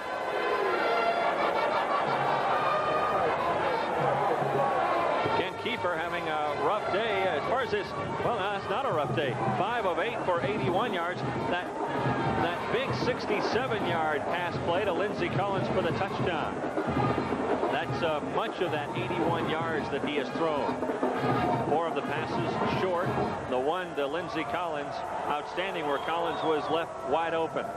Bob Stoll, when he was at UTEP, really utilized the tight ends and the running backs in the passing game, and that's what Missouri would like to do, a ball control offense. It's different than Miami, obviously. They're one back, and they look for big plays constantly. Missouri looks to move the first down markers, continue to stay on the field, utilize the clock, and, of course, hopefully eventually score. 1st and 10 for the Tigers at the 20-yard line. Keeper fakes to Stowers. Now comes across the other way to Lithicum. Lithicum at the 30-yard line. Lithicum close to a first down. Maurice Crum stopped him there. Maurice Crum, a high school teammate of Dwight Gooden, the doc of the New York Mets. Well, a good job by Keeper as he looks to the right. He'll stop that Miami defense for just a minute, and Lithicum is just hooked to the outside. Kind of a standoff there. Are you coming or am I going? Good job of gaining yardage, and of course that's what Missouri again likes to do, those short passes, 8-10 yards. They eat up that clock. They continue to stay on the field, and of course if they have success, they're going to gain a little bit of confidence. Lithicum playing in the place of Tim Bruton, the outstanding tight end. We're not sure if Bruton is hurt, but Lithicum's been the guy making all the catches. White goes around, picks up a couple, and that's like a moral victory for this Tiger offense, and there's a flag on the play as well. Well, this is going to go against Miami, I think. There's Bruton. He's in the contest. Michael Barrow was the guy making the stop. Personal foul will go against the Hurricanes. That's one way to move the football. Well, when you have the reputation as being an aggressive defensive team and a team that sometimes will provoke the opponent, the officiating crew obviously is aware of that, and they're going to be a little more prone to make that call.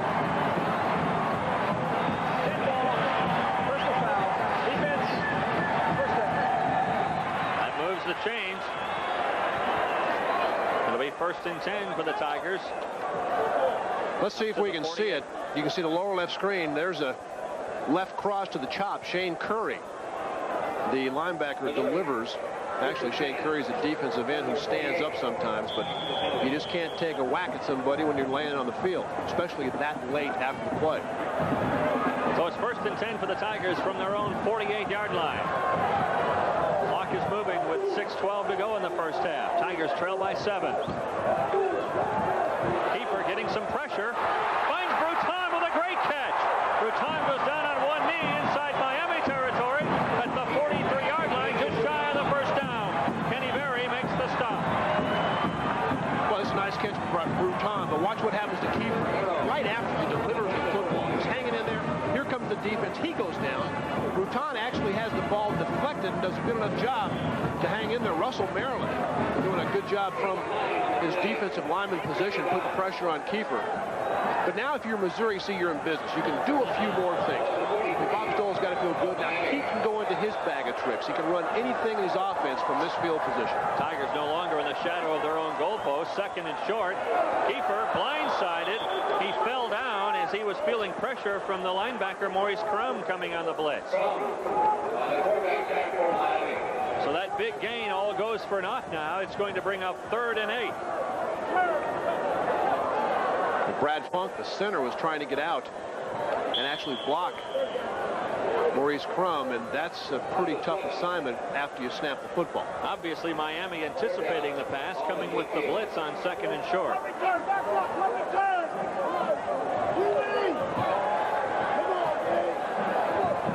Now it's 3rd and long, 3rd and 8, ball right at midfield.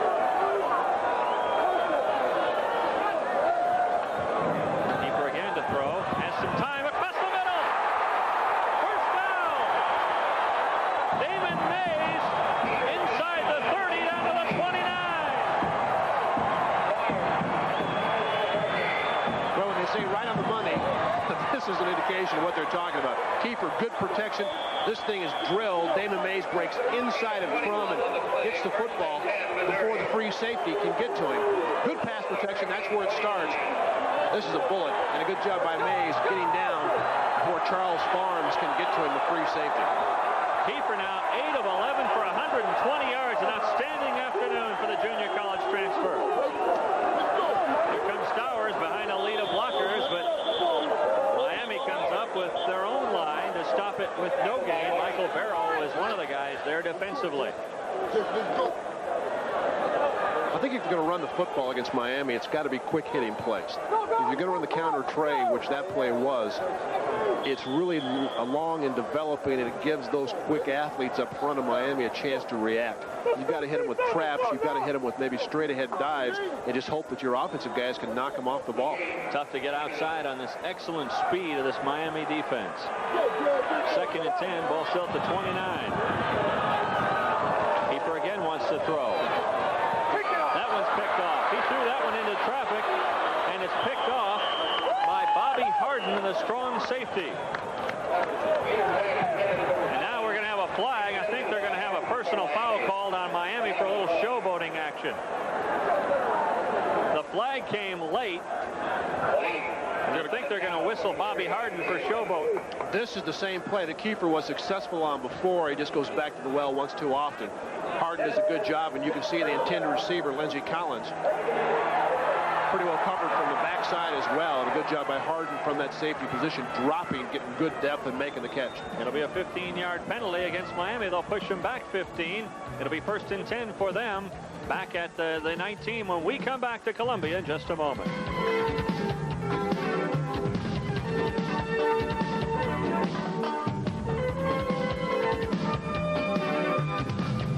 Network here in Columbia. This absolutely a gorgeous day, and the people here at Faurot Field are really enjoying an outstanding football game between the 2nd-ranked Miami Hurricanes and unranked Missouri of the Big 8 Conference. Little picnic action on the hill. And that penalty takes him back all the way to the 12-yard line with 3:23 to go.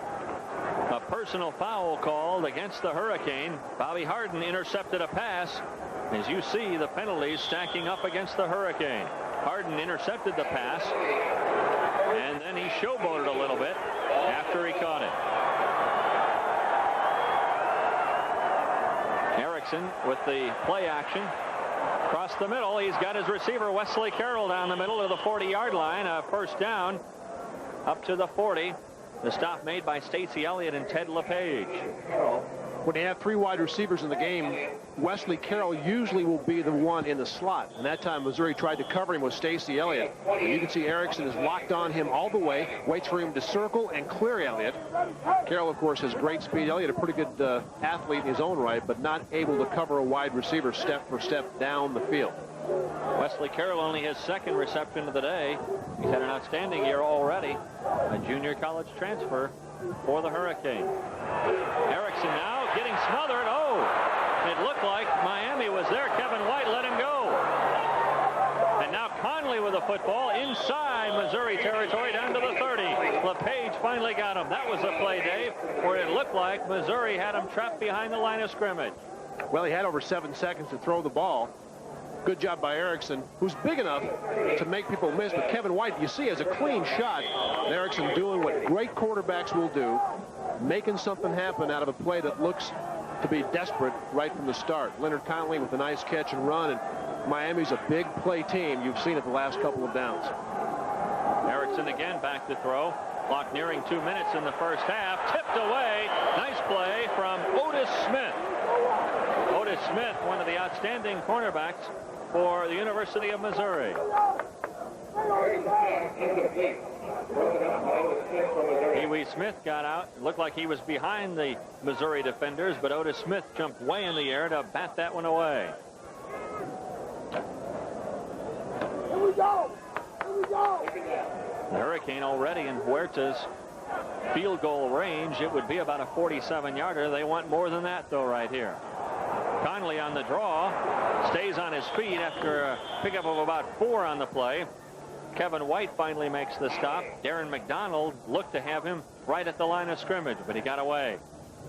McDonald's been the leading tackler for the Tigers the last couple of years. He's leading after 2 games. And he's had a couple of shots today that, because of the great athletic ability the Hurricanes have, he hasn't been able to come up with it. Conley doesn't look like he's able to break as many tackles as he does, and yet he's got great balance from that one-back set. Miami on 3rd and 5 from the 25. Erickson has time again. Batted away. Nice defensive play by Harry Colin. Harry Colin, the 2nd-string strong safety, makes one of the great defensive plays of the game. He makes a good break on the ball. You'll see him arrive with that left hand out in front just as the ball is delivered to Wesley Carroll. That's an excellent defensive play. Huerta on for a 42-yard field goal attempt. He missed the field goal earlier this afternoon. This one with the win. The hold is good. The kick is up, and the kick is good. So the Hurricane tack on 3 more. With 1:36 left to go in the first half. Miami now leads 17-7. He looked like he wanted to make up for that miss because that thing landed about 15 yards out of the end zone, right directly through the upright. So the Tigers with 1:36 left to go in the first half. We'll be interested to see what they try to do, down by 10. Those of you in the Rocky Mountain region can catch the Colorado State Rams in action against D. Dowis in the Air Force Falcons this coming Saturday, live at 11 Central, 12 o'clock Mountain. Drew Goodman, Tom Graham, and Steve Alvarez will be on hand to bring you that game this Saturday on Prime Sports Network, an affiliate of Prime Network. Huerta will kick off from his own 35.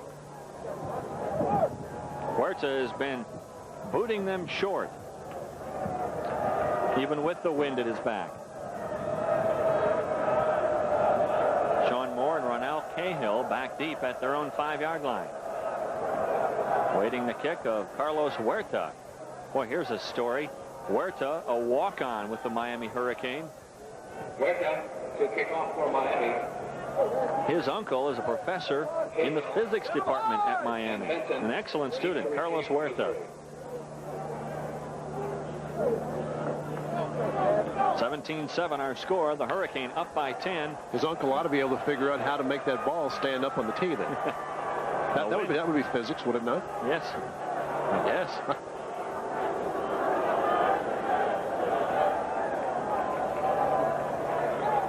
Huerta now has it placed the way he wants it. The wind blew it off just a moment ago. And here we go. Again, a short kick.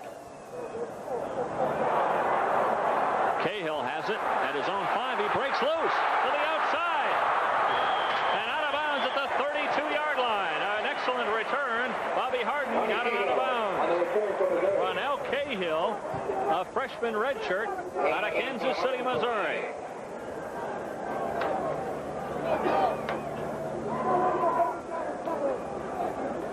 And that return may have changed the thinking of Bob Stull, who, had he not got good field position, might have very well gone in the locker room if allowed down 10 to regroup. But now they've got a chance maybe to put some points on the board. And all 3 timeouts to work with.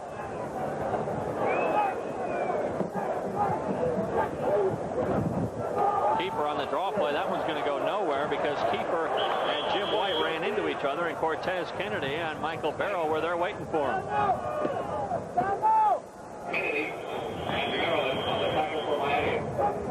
Well, the reason it happens, Cortez Kennedy, number 96, just takes number 51, Pete Scott, into the ball carrier. I mean, Scott actually helped Kennedy make the tackle. And at 300 pounds, Cortez Kennedy is somebody that you've got to make sure you get blocked up front, especially when you run a drop. Coming up this Saturday on the Prime Network Pac-10 game of the week, see Washington at Arizona. Comes your way live at 7:30 Central Time. That's this Saturday on Prime Network. That should be a good one. Oh, I'll say. Arizona coming off that big win over Oklahoma, and Washington's had a couple of big victories up in Seattle. And you look at Washington next week. They'll stay home to take on the Colorado Buffaloes, a team that everybody expects to do big things in the Big 8 Conference. Colorado off to a fast 3-0 start.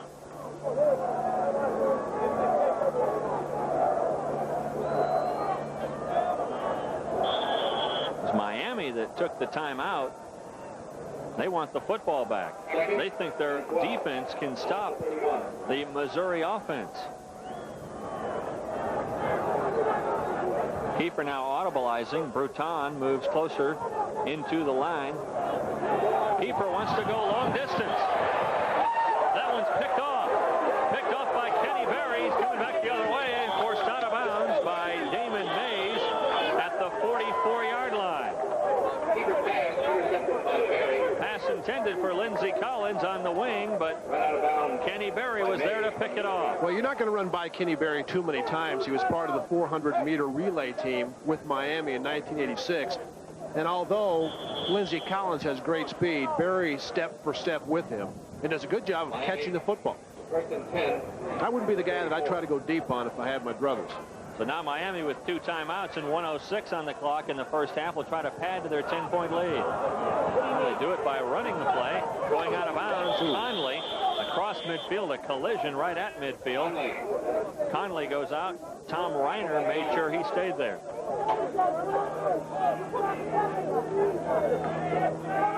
We said earlier that Missouri had had some problems last week turning the football over in key situations against Indiana.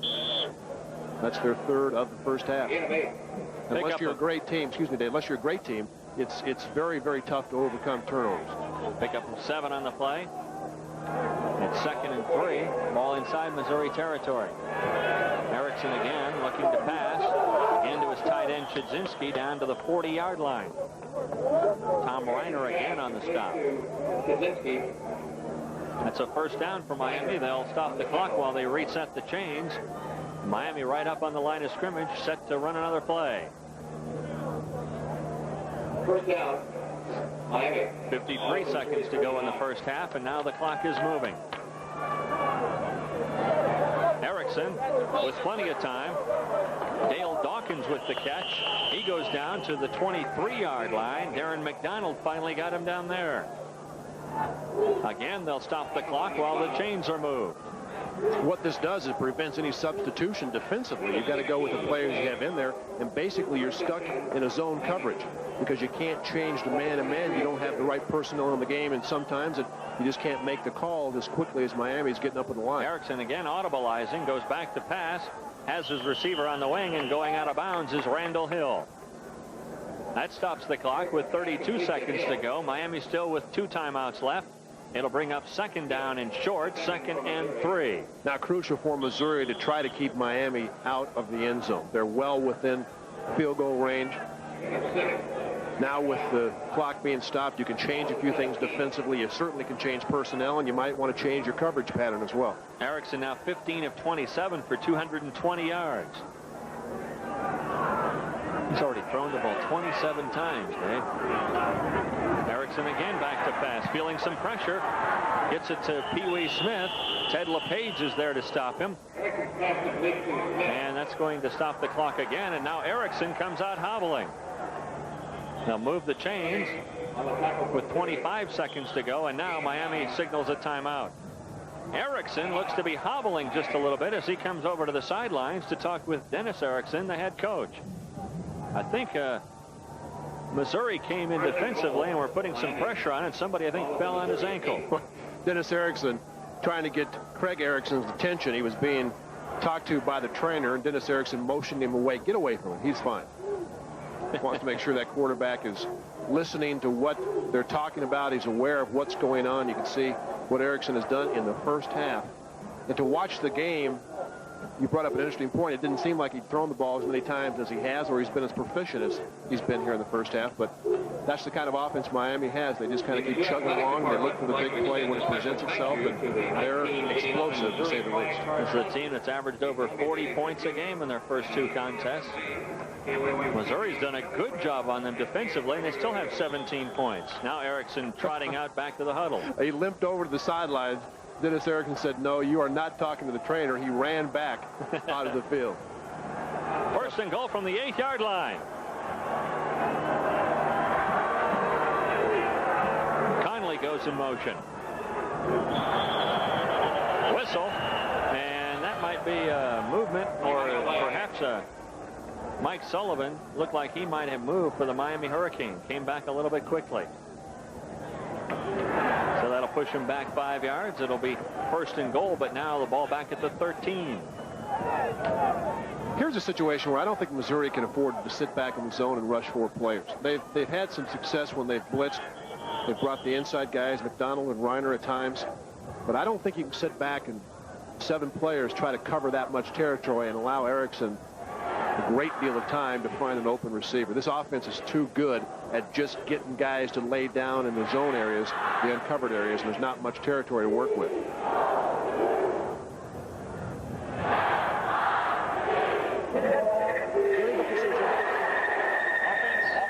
First legal procedure against the Miami Hurricane. 24 seconds to go. First and goal at the 13.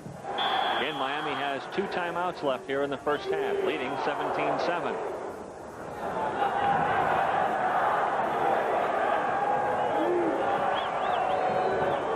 Conley, the lone back. Now he goes in motion. 3 wide receivers to the right. Erickson looks that way. Randall Hill hit as soon as he got his hands on the football by Adrian Jones. And now Miami takes another timeout. That will leave them with 1 timeout. 14 seconds to go. They obviously have time to get another play away before getting the field goal team on. So maybe you take a shot here at getting the football into the end zone. They've thrown the last 3 times underneath the zone coverage. Missouri rushing 3 players that time, dropping 8. Maybe here's where Dennis Erickson decides, hey, let's get the ball into the end zone. Let's take a whack at somebody catching it into the end zone, not get tackled in the field of play to force us to take that last time out. You see how dominant the Hurricane have been. Interesting, too, in the 70s, Miami just 42-67, but in the 80s, they've been 90-19. You talk about a turnaround. And one of the advantages the Hurricane enjoy as well, Dave, they also enjoy the fact that they are in Miami, in Florida, a terrific state to recruit. No question about it. You can see what they've done in the 80s. They're also 6-0 against the Big 8 teams in this decade. So They're usually good against teams that like to run the football. Of course, they've been good against just about everybody the last 3 or 4 years. Ball down at the 6-yard line, 1st and goal. Erickson taking a crack at the end zone. Now he's scrambling. He wants to run it in, and he does. Erickson runs it in. He had all day there defensively was Stacy Elliott, but he couldn't get beyond the offensive lineman from Miami. Again, look at the time he has, and that's what happens when you rush 3 guys. Not only do you have 8 in coverage, but you allow your quarterback to stand back there and decide what he wants to do, and then by the time you come up, there's not enough yardage to stop, and you see the touchdown run by Craig Erickson. Worked again for the extra point with just 7 seconds to go in the first half. And again, Huerta is perfect. Huerta has yet to miss an extra point in his Miami career. That increases the Miami lead to 24-7. At one point, it was 7-all, but it's been all Miami since that time. And with the wind at their back, the Hurricane has certainly been a storm to contend with. And right now, the Tigers are looking for the eye of that storm. Well, you see why the Miami defense was calling timeouts the last time. I like that. The eye of the storm. You'll think of something from Missouri, I'm sure, in the second half. Again, look how much time Craig Erickson has. You don't see anybody in a black jersey around him. So, well, I don't like what I see. Okay, I can move around. And Missouri, with 8 guys deep, there's not enough time to come up and stop a guy from running 5 or 6 yards. That's a good job by Craig Erickson, who has shown the athletic ability that some of his predecessors have not enjoyed. Big-time arm, and he's only going to get better this year, and, of course, next year his senior campaign. Boy, Dave, how quickly can Miami move the football? 56 yards in 59 seconds. Wow, 7 plays they took as well. They really utilized the chains moving to stop the clock. They used only 2 of their timeouts. Erickson on a 6-yard run. Huerta with a low-line drive kick. That's taken at the 3-yard line.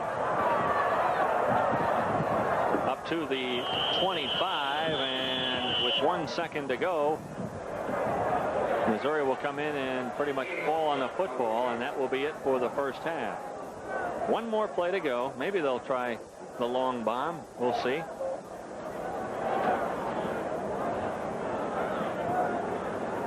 Missouri with 1 tick on the clock in the first half, trailing 24-7. Ball at the 26-yard line. What would you do here? Just fall on it and go into the locker room and regroup? I think that's what I'd do. Make sure you don't make another big mistake. You're down 17, and time to start thinking about what you can do in the second half. No, keeper wants to throw. He airmails it.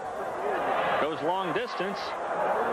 Looking on the sideline, trying to find his intended receiver over there. Kenny Berry was there defensively to make the stop. So Kenny Berry breaks up the last play of the first half. And after the first half of play, the Miami Hurricanes have a 24-7 lead on Missouri. And we'll come back with our halftime festivities, including a talk with Don Farrow in just a moment.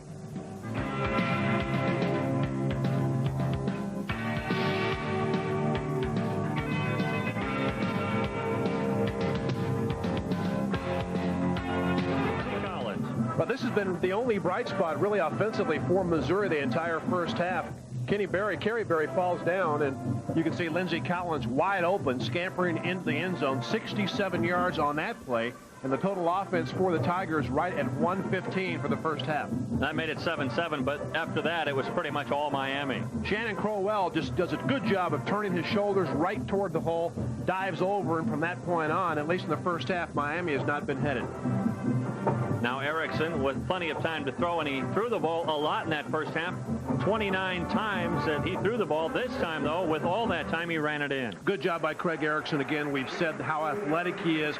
Very, very good under fire. Good composure. He's played well in the first half. Statistically, here's how things stack up in the first half. And as you would expect with our score 24-7, it's pretty much all Miami. Well, one of the keys we said at the top of the telecast, Missouri's inability in the first 2 games to run the football. Take a look at that. -4 yards rushing the ball. And it's something that they cannot deal with against a very good defensive team if you have to go back and throw the ball exclusively. Right.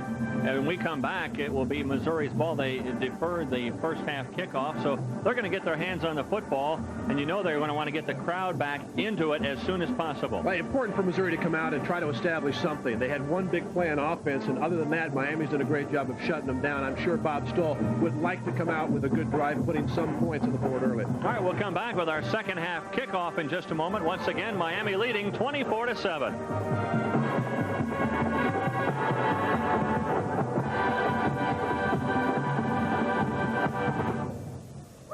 Marching Mizzou will be back. In favor of the Miami Hurricane over the Missouri Tigers. I'm Dave Armstrong along with Dave Logan. So happy to have you along on Prime Network this weekend. And Carlos Huerta will kick off for the Miami Hurricane as we start the third quarter. Cahill has it at his 10.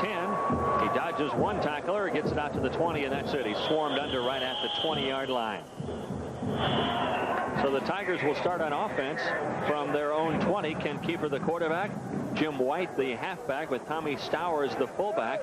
The two wideouts are Lindsey Collins and Damon Mays, and they can fly.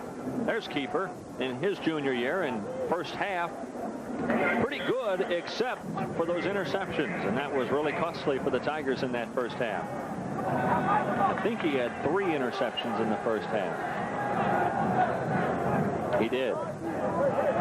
First and 10 from the 20. Keeper goes back, feeling some pressure from behind, gets it across the middle to Lindsey Collins. He goes down at the 40. A pickup of 20 on the play. So the Tigers come out firing. Well, Lindsey Collins out of Bakersfield Junior College had 92 receptions the last couple of years. And here's one where had he been able to keep his feet, he may have very well gained an extra 10 to 15 yards. You expect to get hit when you go over the middle. That time, most receivers in a situation like that will come down without their feet because usually there's somebody in the other team very near. Ball is at the 39-yard line. Keeper again with a short drop. Now we have a whistle on the play. There was some movement. We'll see what these flags are all about. To be a penalty, the early indication against the Tigers. It is. That's one thing that the Tigers certainly need to avoid to get back into things here in the second half. They're working into the wind here in the third quarter. As you take a look at the penalties, Miami has been penalized almost twice as much. Miami with the wind at their back, trying to seal things here in this third quarter, put it out of reach. And as we Mays checks in. Excuse me, Dave. Excuse me. As we said, this is an important drive for Missouri to try to get back into the football game, get the team back in it, get the crowd back in it. Because after that first score, the 67-yard touchdown pass to Collins, it's been all Miami. First and 15 from the 34. Keeper down the middle.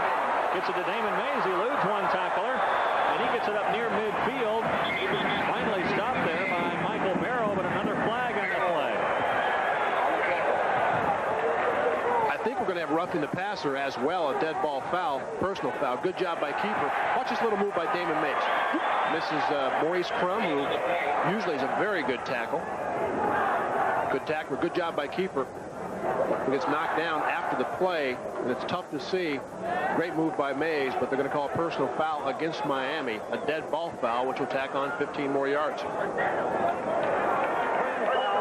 the defense, first down. Tack on 15 more, and now the Tigers down in Miami territory to the 37. I'm not counting, but I think that's the third or fourth personal foul on the Hurricane. Bob Stoll in his first year from the University of Texas, El Paso, the head coach of the Missouri Tigers. He inherits a program over the last several years coached by Woody Woodenhofer, who's moved back into the NFL. Now from the shotgun formation. First and 10 from the 37. Keeper with a deep drop. The screen pass.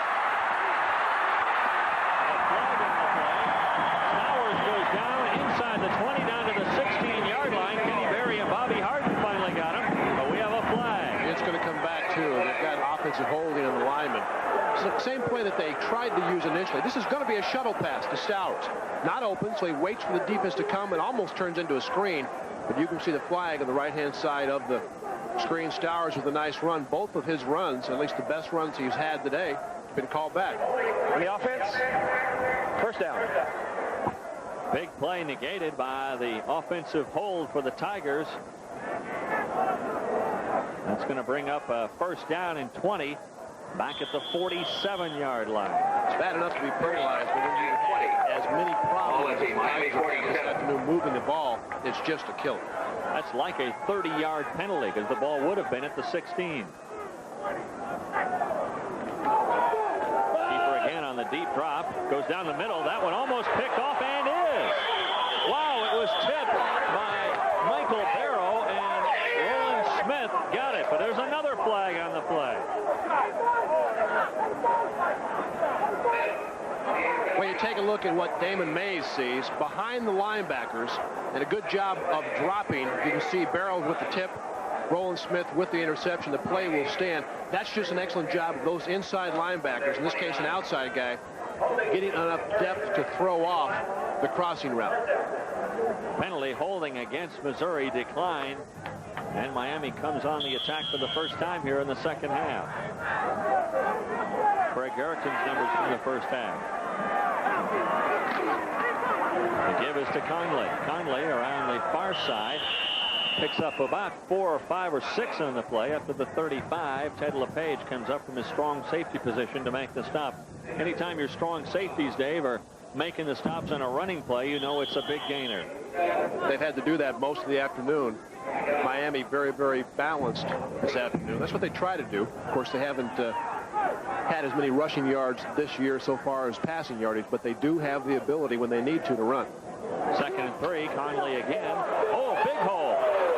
Conley with one man to beat, but he can't. Leon Fisher held his ground and stopped him, but not before. Conley with a big play down inside Missouri territory to the 47. Let's take a look at that previous interception by Kiefer.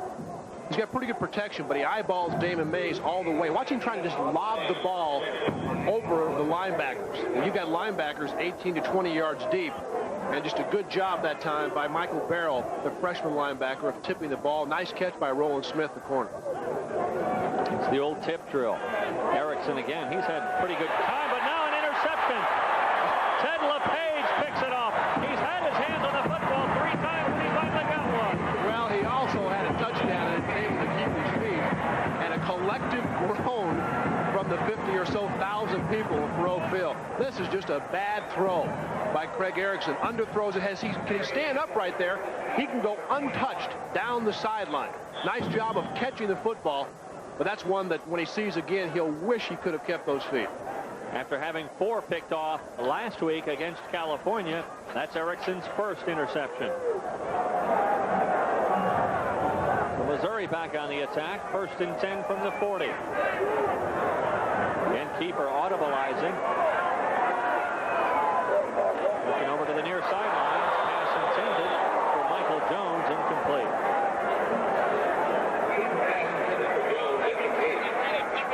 They teach you very early, you can't run with it until you catch it.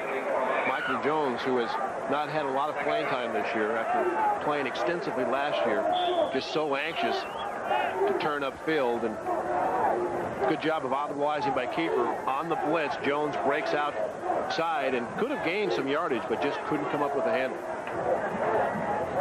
Keeper now 10 of 18 with 4 interceptions and 154 yards on the day. Keeper again standing in the pocket, finds Stowers. Stowers slips, tumbles, gets up to the 46. A gain of about 7 on the play. It'll bring up 3rd and 3. Michael Barrow stops him.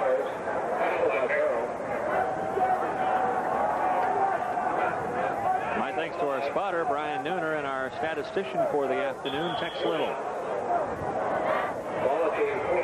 Who have had quick hands and have kept our sheets from blowing out the windows. A windy afternoon in Columbia, but a delightful day. The sun is shining. 3rd down and 4 yards to go for the Tigers. From their own 46, a long count. Keeper across the middle, Bruton! Bruton took that one away from the defender and gets inside Miami territory down to the 40. Roland Smith finally stops him there. Good job by Bruton going down zone and catching the football. Actually gets his body in between the defender and the football. Now watch what he does. He'll find the open seam hook up. Watch him go down. That's a terrific job of getting inside. The Miami player could not come back. Darren Smith, the linebacker, closed on the football, but Tim Bruton, a very important part of this Tiger offense. 8 catches in the first game, an opening win over Texas Christian. No catches against Indiana last week. Keeper gets rid of it, out of bounds. Intended receiver Stowers on the far side. Greg Mark was the guy that really put the hammer down on Kent Keefer. He got hit pretty good from the backside, and that's one thing in press box that you start to look out, because you can see what's starting to develop, and Keeper couldn't get rid of the football quick enough to avoid a hit by Greg Mark. And Keeper's numbers today, the big play, the 67-yard touchdown pass to Lindsey Collins. It's been Missouri's only score, and the first touchdown scored on Miami in 3 games.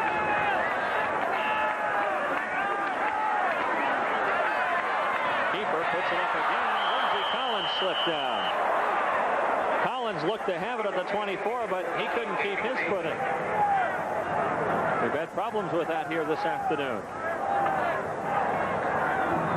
The keeper had to throw that football just a little bit sooner than he wanted to. Pretty good pressure up front by Miami. Collins couldn't come out of the break as cleanly as he has in some routes this afternoon, and that could have been a big play for Missouri. So it's 3rd and 10 from the 40-yard line. Keeper again. Long snap from center. Here comes the blitz. They're ready perfectly. Stowers has it. Can he get enough for the first down? Not quite. He's forced out of bounds at the 34-yard line. Now a decision time for Bob Stoll. Calipari forced him out. Well, he's got to go for it. I don't think it's a decision right here at all.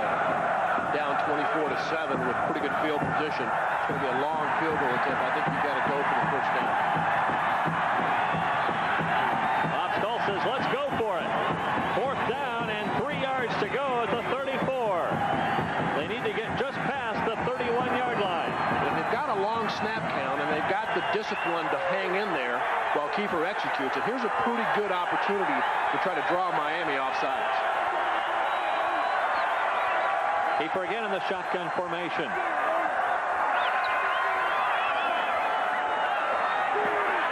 Stowers, he's got it. Inside the 30, down to the 29.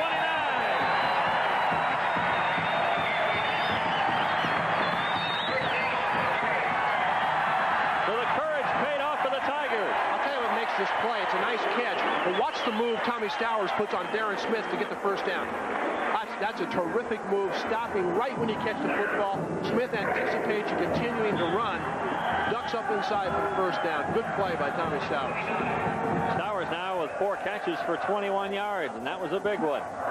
Keeps the drive alive for the Tigers at the 29. Stowers now on the draw play, runs into some traffic, carries a couple of Hurricanes with him for a pickup of a couple on the play.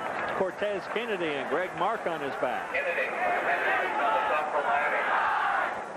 You know, Stowers had more yardage running last year than any Big 8 fullback, but he's a slow starter. He's a big guy, about 225 pounds, and he is not a guy that starts quickly. It takes him a while to get those long legs moving.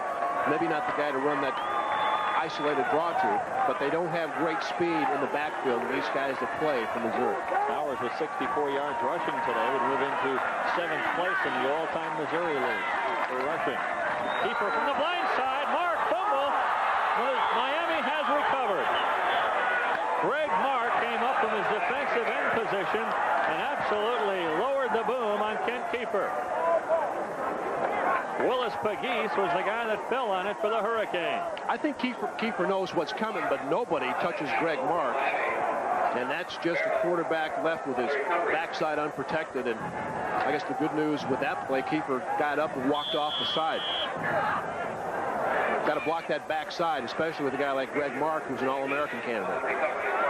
Keeper never felt him coming. Now Missouri, a team we said couldn't turn it over, has done so 5 times. Nothing much doing there. Lee Johnson and Mario Johnson, the Johnson brothers, stuff it right there. Pickup of a couple. That's it.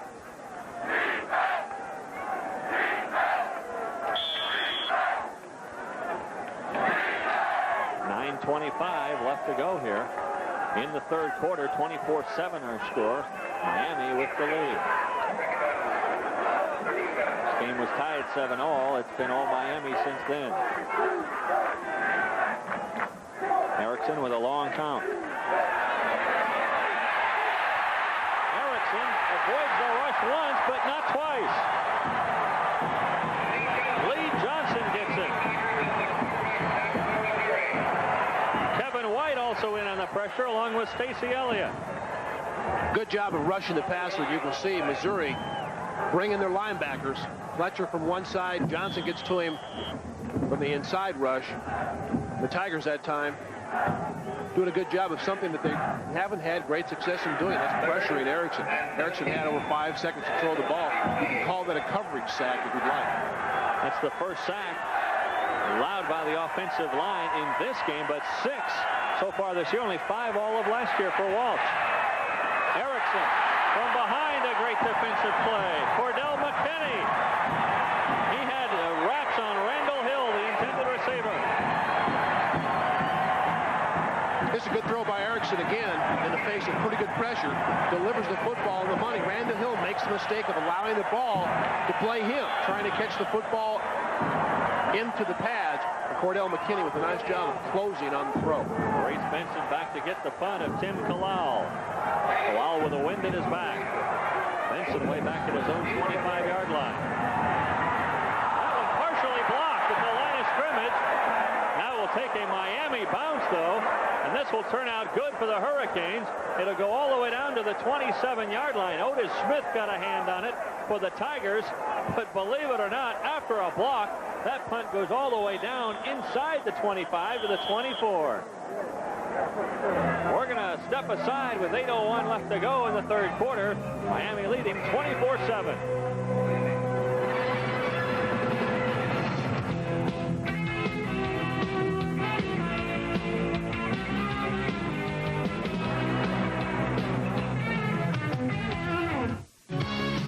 Well, let's see if he actually does touch the football. It looked like he did. The official actually did not give the sign where the ball had been tipped, but Missouri going after the punter, they felt like they could block the punt coming into today's contest. After it hits, watch how far it bounces after the football hits. Tough to see again. Punters have an awareness of a rush like that. You can see a good job of shortening the leg stroke, trying to get that ball elevated as quickly as possible. Smith very close. Smith a little bit upset that he didn't get more of the ball. Clark is okay. That's the middle linebacker, Bernard Clark, Tiger Clark. He is okay. They say he will just sit out the rest of this day, but he'll be okay after that. Lithicum catches it and then falls down. Lithicum got it. He was a little off balance. Looked like a sniper got him at the 30-yard line. They've got him going the wrong way. Could have caught that ball and made some yardage. But it's a pickup of 6 on the play. It brings up 2nd and 4 at the 30. You got to feel like if Missouri can hang on with Miami here in the third quarter, they get the wind at their back in the fourth. Jim White, both hands on the football, goes up into the line in the middle, and they're starting to run it right up the gut like you were talking about earlier in the first half. Well, again, when you play a defense that has as much quickness as Miami does, you got to make sure that you give your guys a chance to succeed. And I think any play that takes a long time developing allows that quickness and athletic ability the Hurricanes have to take over. Missouri now in a situation where if they're able to move the football, it will be because of the offensive line doing a great job. Miami realizes that the Tigers haven't been able to run, and they pretty much turned into a passing team only. Usually been 3rd and long. This one 3rd and short, though. Again, White goes into the line, and it's going to be close. He got up close to the 35. Now 6 first downs for the Tigers. Team that's been only giving up 5 per game for the first 2.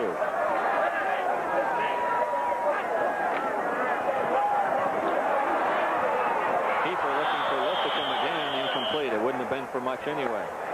Maurice Crum was over there to make sure that Lipicum didn't have much room to run. Pass incomplete. And Greg Mark all over Kiefer on the fake boot, trying to get that tight end to slip out into the flat. Greg Mark, defensive end, he's played some defensive tackle. But again, he has what the rest of his teammates have defensively. Great quickness, 244 pounds. Some think that when he gets into the National Football League after this year, he might very well be an outside linebacker. A fifth-year senior in grad school at Miami. He's already got his bachelor's degree. From the shotgun, Kiefer again wants to go long distance to Lindsey Collins. Across midfield down to the 44-yard line. Bobby Harden and Charles Barnes stopped him there, but another first down for the Tigers. This is basically the same throw that Kiefer made the last series. He threw an interception. This time he gets the ball up and over the linebackers, as you can see. And here's Lindsey Collins. He got enough depth on the crossing route that made it impossible for those linebackers to get back and stop the throw. Good toss by Ken Kiefer. Dave, I've been pretty impressed with how much time the Tigers have had to throw the football. There's Michael Barrow, the backup to Bernard Clark, who went down in the first half. Now Barrow is down. We'll just have to see who they move into the middle linebacker position. And that was one of the linebackers trying to gain enough depth to take that crossing route away. I don't think he got touched. I think it looked like he got his foot caught on the turf, which of course a lot of players do when they play on this synthetic surface. But you're right about the pass protection. And again, you have to give Missouri's line a lot of credit because it's been quite clear that they have been unable to sustain any running game, which makes it that much tougher to pass block against this defense. Lindsey Collins' statistics are impressive today. 3 catches, 108 yards, and that touchdown. Boy, he's had an afternoon for the Tigers. First and 10 for Missouri at the Miami 44. Kiefer again with time. Goes to the near sideline. A one-hopper, incomplete. Pass intended for Bouton. There's a flag on the play in the Missouri backfield. The Hurricanes are clapping, so obviously it's going to be something, a holding call. Another big penalty to stall this Tiger offense.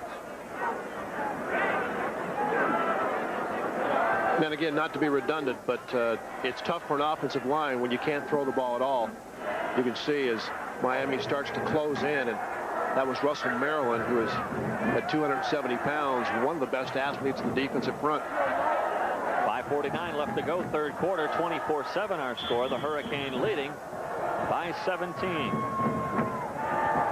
10-yard penalty walked off. It'll be first and 20 back inside Missouri territory at the 46. Now you want to try to get half of it back so that you're operable on second down. You don't have to go for the entire part. Blitz coming, and Damon Mays has the football. Who is he hit? Bobby Harden really smacked him good. But the Tigers read the blitz, and they pick up about 10 on the play. Well, this is a set play, and again, it's off the shuttle series. It's actually a screen to the wide receiver. On a side adjustment, you see the blitz, you come inside. I don't think David Mays sees Bobby Harden. I can guarantee you he didn't see number 39 until he was flat on his back. That's a well-designed play. You get that wide receiver to be on the same page as the quarterback. You see the blitz, you break the route, duck behind the offensive line, and away we go. Damon Mays probably still shaking at the cobwebs. It's second and 11. Again inside Miami territory at the 45-yard line. Backs are split. Audible. And the blitz is coming. A catch by Collins. No, a catch by Skip Leach, a converted quarterback. He was in the flex bone. He was a quarterback. There's a penalty flag on the play. Roland Smith got him there, but Skip Leach comes in to make his first grab of the day. This one also against the Tigers. I'll tell you what happened. Ken Kiefer shifted a couple of players around, and they didn't get set before. And you can see Maryland and the linebacker arrive at the same time. Pretty good catch by Skip Leach, who then tries to take off. Smith saying, not today, but penalties really starting to catch up with the Tigers now. 62 yards in penalties, and Bob Stoll's not happy about the call. He's probably not happy with that pass protection on that particular play as Russell Maryland and Darren Smith arrived simultaneously and met at the quarterback, as they say defensively. Well, 5 5-yard penalty. It'll bring up 2nd and 16 now, right at midfield at the 50-yard line. Darren Smith has gone in to play middle linebacker for the injured Michael Barrow for Miami. 2nd and 16 from the 50. Kiefer feeling the pressure again. This time he is sacked. Cortez Kennedy got him. And Cortez Kennedy celebrates. And the fans in Columbia react to the celebration. Kind of a scary thought to see a guy this big move this well. Cortez Kennedy at 300 pounds. And you can see as he just gets Kiefer down, blowing by Pete Scott, who's trying to block him. They probably practiced that dance too. They need a choreographer. Although they really are quite good. Yeah, I don't know if they do. 3rd and long, 3rd and 25 for the Tigers. Whoa, that one snapped way over the head of Kiefer. There's a race for the football. Kiefer smothers it, but way back at his own 9-yard line. Greg Mark was right there in a foot race with Kent Kiefer. Kiefer fell on it, but a bad snap from center. Well, you want a true test on a guy's ability and his speed in a 40-yard dash. Time a quarterback when the ball snapped over his head. Kiefer running for all he's worth, takes a look back, decides to fall on the ball, which is the smart thing to do. And at worst, you give your team a chance to line up and punt the football instead of try to pick it up and make something happen. Plunkett's in familiar territory, punting from his own end zone. In punt formation for Missouri. This one a kick that will die into the wind and go way out of bounds. He shanked that one out of bounds. Let's see where they mark it. They're going to bring it all the way back up to the 29-yard line of Missouri. Only a 20-yard punt. And we're going to step aside with 2:58 left to go in the 3rd quarter. Miami leading 24-7. 19-yard punt.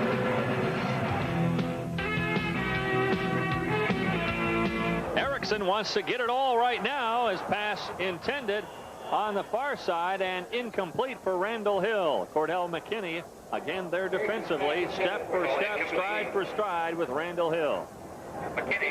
One thing about Miami, if you've watched the Hurricanes over the last 4 or 5 years, you are aware of the fact they're never content with a lead. 24-7, 44-7. They still do what they do best, and that's continue to be aggressive offensively. Erickson now hitting 50% of his passes, 16 for 32 with 1 interception and 236 yards. He's also run a touchdown in. That one to his tight end, Chudzinski. Fumbled the football, and Missouri has it.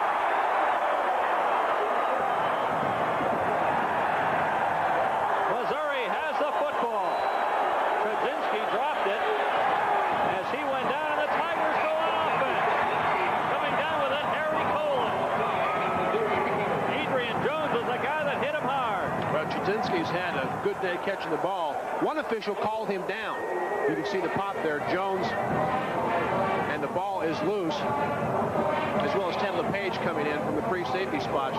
Dennis Erickson's a guy that doesn't like to see a lot of turnovers, but he right on the bat saying, let's get the defense out in the field. That's the second Miami turnover, 1 fumble and 1 interception. So Missouri gets a break with 2:46 left to go in the 3rd quarter. They come back on offense, pinned back at their 16-yard line, but they're just glad to have their hands in the football. Lefticum has it. He runs with it, runs into a whole host of Hurricanes at the 25-yard line. Well, you can hear the pads popping up here. Jesse Armstead, one of the highly recruited athletes out of Dallas, Texas, makes the stop. The freshman, a true freshman, making the stop for Miami. Well, he does make the stop, and this is called bringing the bone if you're a linebacker. Watch Jesse Armstead with the right hand come across the collarbone, it looked like, of Lithicum, and that play's been successful 3 or 4 times with the weak side tied in, just going out about 8 yards and hooking up. 2nd and 2 from the 25-yard line. Stowers has it, enough for the first down. They'll move the chains. Russell Maryland wrapped him up, but not before. Stowers picks up another Missouri first down. That's their 7th first down of the game. The reason we chronicle that is Miami's defense has only given up until this game 10 first downs the entire year. Pete Scott looks to be hobbling for the Tigers. He came into this game with an injury. He was questionable before the contest. Scott stays in.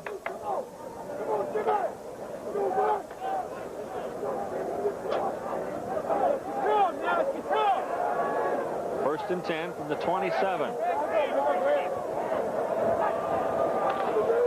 Kiefer going back to throw on almost every play. That time intended for his halfback out of the backfield, Jim White, but there's another flag on the play.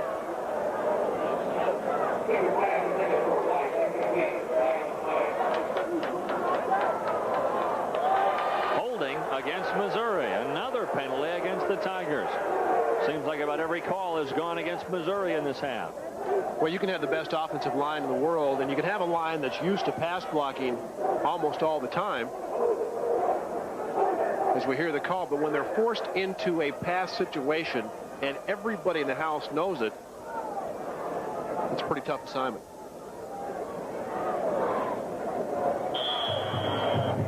And that's what happens when you can't run the football at all. That's something that Bob Stoll is going to have to address, and I know he's aware of, but this is the third game, and the running game has really sputtered for Missouri this year. Missouri again in the transition period, going from the flex bone into a different formation offensively. Jim White, not much on 1st and 20, goes up to the 20-yard line. A pickup of a couple. Michael Barrow back in defensively for Miami, makes the stop. Now let's figure what that play is. That's Mark Ramstack, a freshman quarterback that they might be trying to redshirt here at Missouri. No pun intended, as he stands on the sideline with his red shirt on. Yeah. That's so obviously Ken Kiefer can pick him out amongst the black jerseys.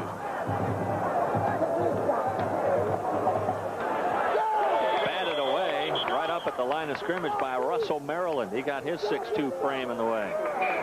Boy, is he quick.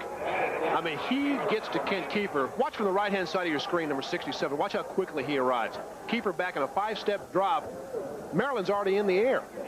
I mean, he almost literally beat Kiefer back to the 5th step. And Dave, you know what's funny about it? Not very many schools recruited Russell Maryland out of Chicago. He weighed over 300 pounds when he got to Miami. Now he's down to 265. This shows you what perseverance can do. Nobody recruited the kid at all, I think, except Indiana State. Now he's playing for a nationally ranked football team.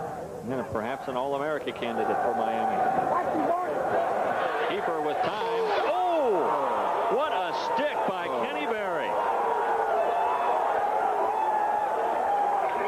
Tim Bruton really got stuck.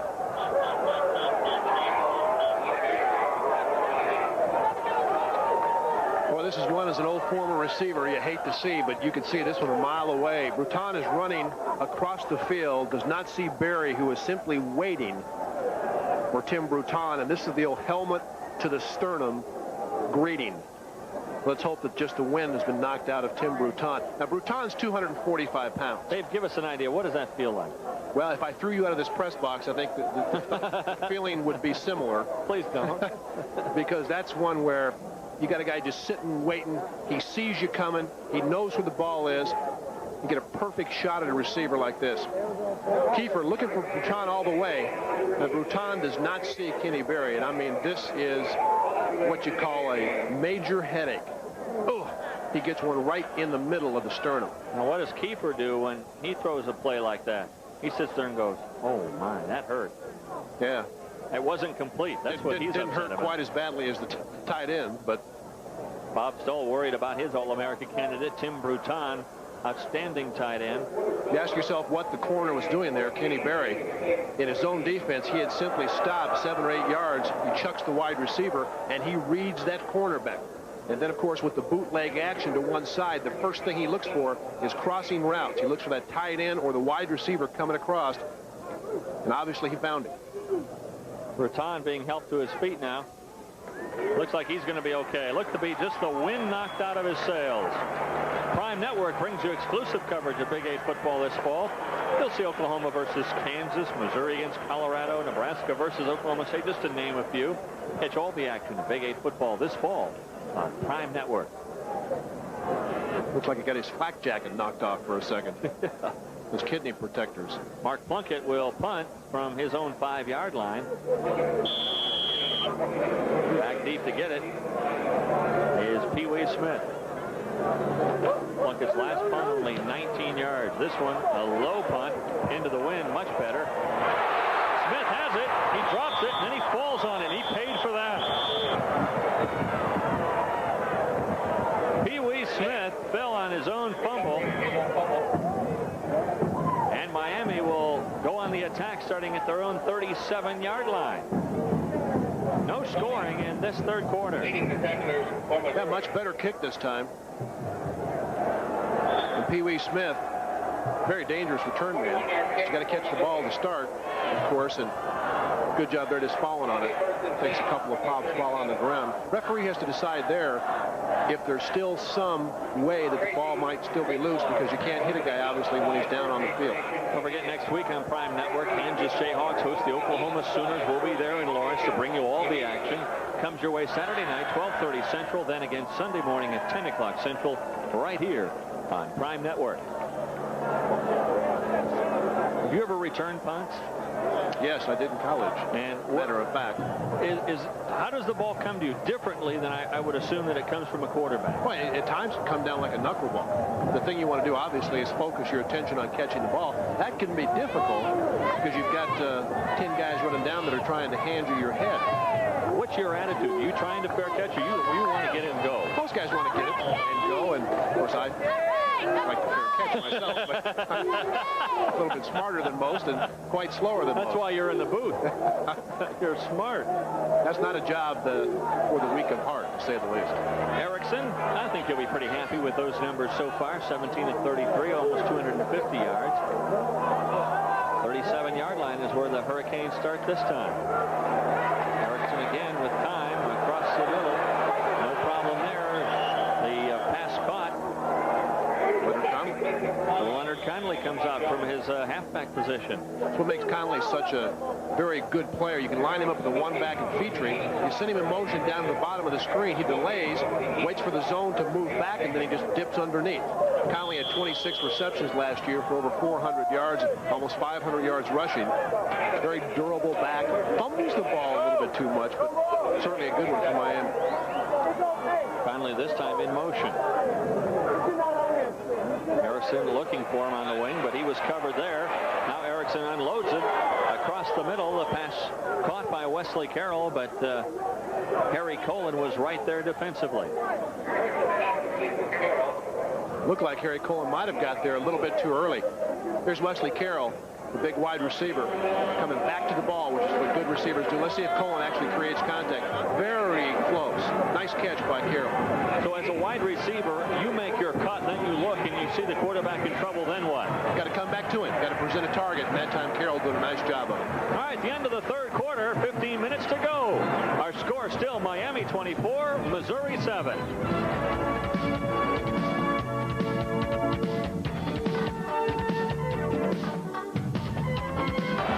Second down, 3 yards to go from the 41. Miami now going into the wind here in the fourth quarter. Conley trying to get outside. And the Tigers are there. Nowhere to go for Conley. He's snuffed at the 40 by Kevin White and Mike Ringenberg. And now Ringenberg is down on the turf. He looks to be injured. Mike Ringenberg out of Manhattan, Kansas. There's a guy they can ill afford to lose. Probably the best athlete of any of the linebackers. Tall, rangy guy that plays the outside spot. Did a good job of forcing Conley to turn back inside. And Missouri, like most teams that struggle every week, they're not real deep. They have pretty good players that play every play, but if you lose those starters, that really hurts. Bob Stoll concerned with his red shirt freshman. Mike Ringenberg down on the turf. 14:45 left to go. You know, they're talking about the red shirt freshman, and they're talking about in college sports of making the freshmen ineligible. They're going to start that move in college basketball perhaps as early as 1991. Your thoughts? Well, I think it's tough for a youngster to come out of high school and jump right into the college arena, so to speak, and try to play basketball or football, whatever sport it might be, and then just get himself socially acclimated, so to speak. I would be in favor of letting freshmen stay out and get themselves used to what the change may be. No surprise in the time of possession, Miami dominating. And now we have a whistle and a flag down. Randall Hill talking with the official as if what happened. It's a dead ball foul.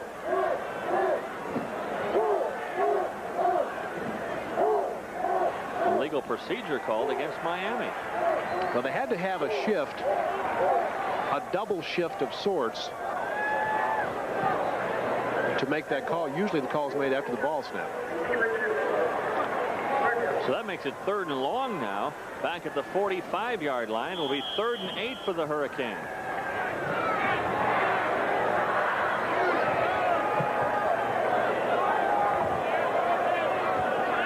Conley in motion. Erickson looks at Conley, now goes the other way. He has his receiver, good enough for the first down. Wesley Carroll with a catch. Maurice Benson on the stop.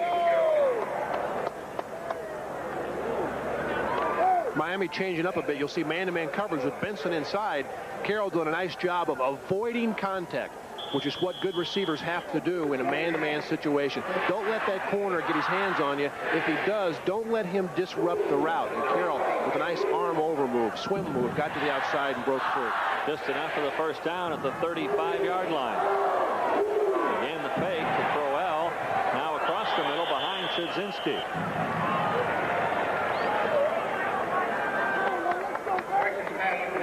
One of the few bad throws that Erickson has made. Pretty good pressure up front by Lee Johnson. This wing might be getting tired, Dave. He's thrown the ball 37 times this afternoon. Well, I would believe that he better get used to it, because he's going to be throwing the football quite a bit in one-back offense with Dennis Erickson. Is this a wide receiver's dream, the one-back offense? Well, not necessarily the one-back offense, but it certainly is to play in a system where you know you're going to get a lot of playing time and a lot of opportunities. They get some of the best receivers in the country yearly. Receivers come to the left, and going up the middle was Alex Johnson, going nowhere. Lee Johnson got him along with Darren McDonald. Boy, Johnson looks ferocious with that dark visor, doesn't he? Plenty of Johnsons. Got Johnsons everywhere. Yeah. Lee and Mario on the defense. We've got a Johnson in the offense. Tiger defense has played reasonably well. We say reasonably because they gave up over 340 yards in the first half. But yet they've hung in there, 17 points down, and they're playing against a gifted offensive unit. You figure 17 of those points came by the offense, but 7 of those were credited to the defense. Erickson with time. That one looked like it skipped in. Randall Hill got it on one hop. Incomplete. That brings up 4th down, and now we'll see it's Kalal will come into punt, and Erickson's really upset with himself. Well, you can credit that throw to a great pass rush, and Erickson, when he takes the step, could not step all the way through with that left leg. Therefore, the pass was short. Kalal, a very consistent punter, and he is deadly accurate as well. What do you want to bet Kalal will not punt 5 times in a game more than once for the remainder of the season? That one almost blocked. He got it up high, therefore the fair catch. Maurice Benson. He's got it there, and the Tigers come with a wind at their back at the 15-yard line. Kent Keefer, the quarterback of the Missouri Tigers. He's had an excellent afternoon, except for the interception. The 23-yard punt is all for Kalal. Those of you in the Rocky Mountain region can catch the Colorado State Rams in action against the Air Force Falcons this coming Saturday, live at 11 Central, 12 o'clock Mountain. Drew Goodman, Tom Graham, and Steve Alvarez will be on hand to bring you that one this Saturday on Prime Sports Network, an affiliate of Prime Network. Man trying to kick things up here in Columbia.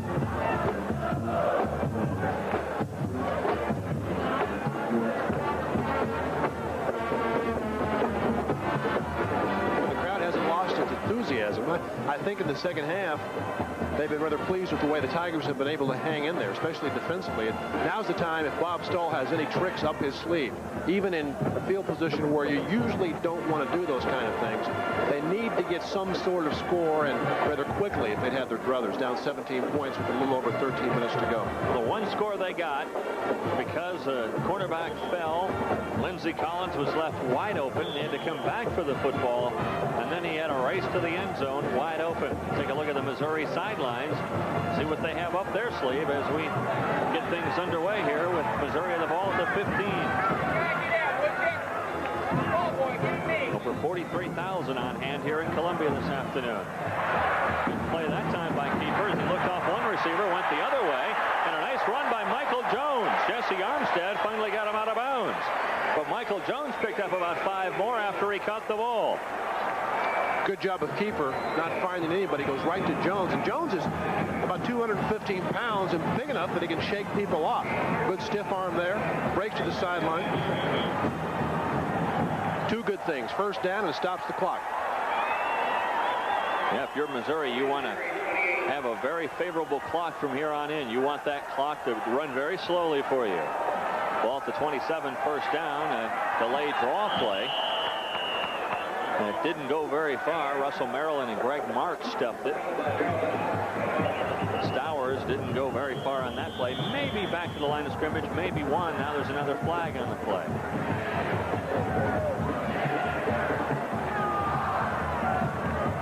Jimmy Jones, one of the defensive tackles on the Miami Hurricane, is down. Jones, one of those guys that the Miami people really thought would be an All-American candidate, and here he is playing second string behind Cortez Kennedy. Speaks favorably on the depth of the Hurricane. Well, I'll say. The official picked the flag up, and I don't know exactly what he's decided to do as they attend to Jimmy Jones. You wonder, too, the thinking of Miami. I'm sure coming in here to Columbia, they were hoping that this would be a very easy game for them as they have to go to Michigan State next week and play the Spartans. And you were probably thinking, they were probably thinking to themselves, hey, we're going to win this one easy. We'll give our first string a chance to rest a little bit here today, especially defensively. That has not been the case, though. Missouri's taken it to them all afternoon. They played real well. And I think Miami enjoys playing on the road. They may have started that feeling back in '83 when they beat Florida State 17-16 in Tallahassee. And that was under Howard Schnellenberger. The next year, Jimmy Johnson takes over and goes 8-5. Of course, loses that great game to Boston College, the Doug Flutie to Phelan catch. Talked about the rushing of Missouri. Now, that includes quarterback sacks, so that statistic a little bit misleading, perhaps, but certainly the rushing attack has not been there today for the Tigers. Tigers pick it up, and then Damon Mays drops the football. A little bit behind him. That brings up 3rd and 10, back at the 28-yard line.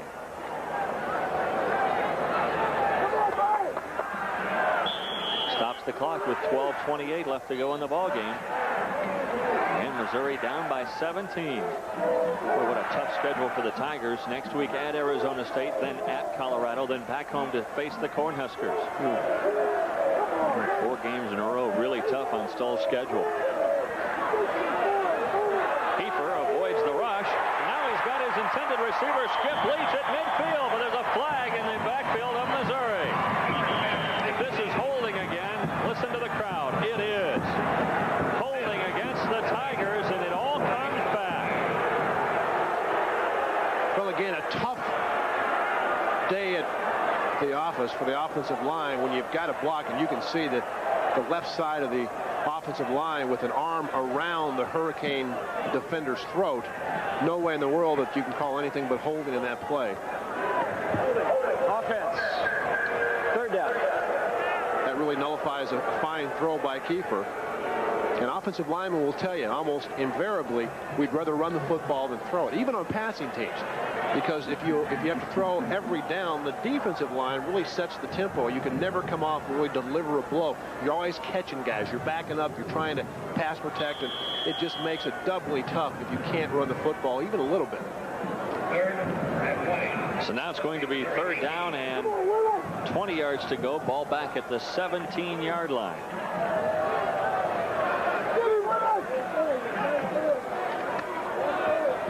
Kiefer and a little screenplay to Stowers. It looked like it was going nowhere. They get all the way up to the 30-yard line, but that's going to be about 7 yards shy of a first down. Michael Barrow and Darren Smith stopped him for Miami.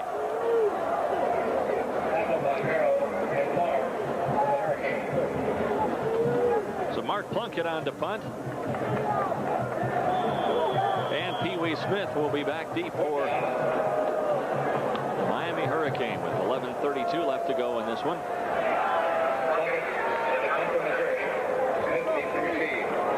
Plunkett with the wind at his back gets off a high one. Smith takes it at his 35, and look out. Wow, was he hit hard, and immediately. Brian Reeves got him right now.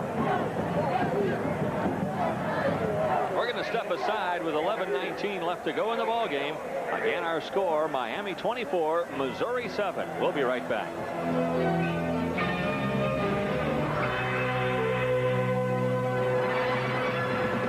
11:19 left to go in the ball game, leading 24-7. Erickson again wants to throw the football. He does. It was completed. Dale Dawkins makes the catch. Dawkins with the pickup of about 6 on the play. Harry Cullen with the stop for the Tigers up to the 40-yard line.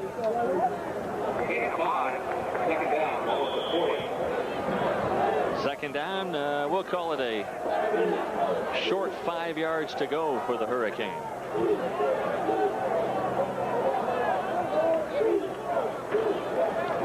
The give is to Conley. Conley looking for blockers. It's almost up to midfield. He really followed his wall well up to the 48-yard line. Darren McDonald and Otis Smith finally got him there, but not after a first down for Miami. As long as the Missouri defense has been on the field this afternoon, you'd expect them to start to get a little bit fatigued. They've had to rush the passer. They've had to play the run. They've been spread all over the field. Got to get tired sooner or later.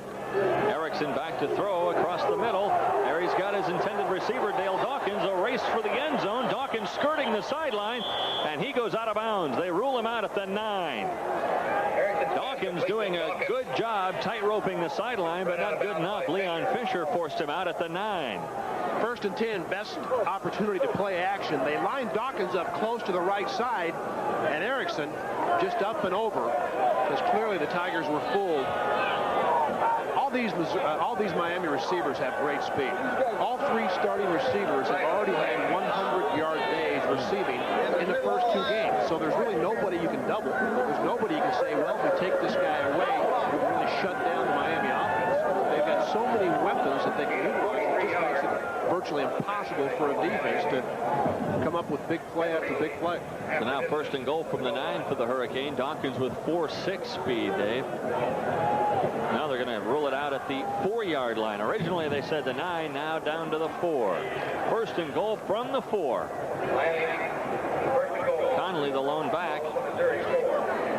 Hill and Carroll come wide to the left. Wide to the right is Doyle Aaron.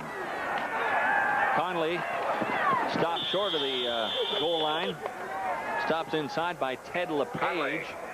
Forced out at the 2-yard line. It'll be second and goal from the 2.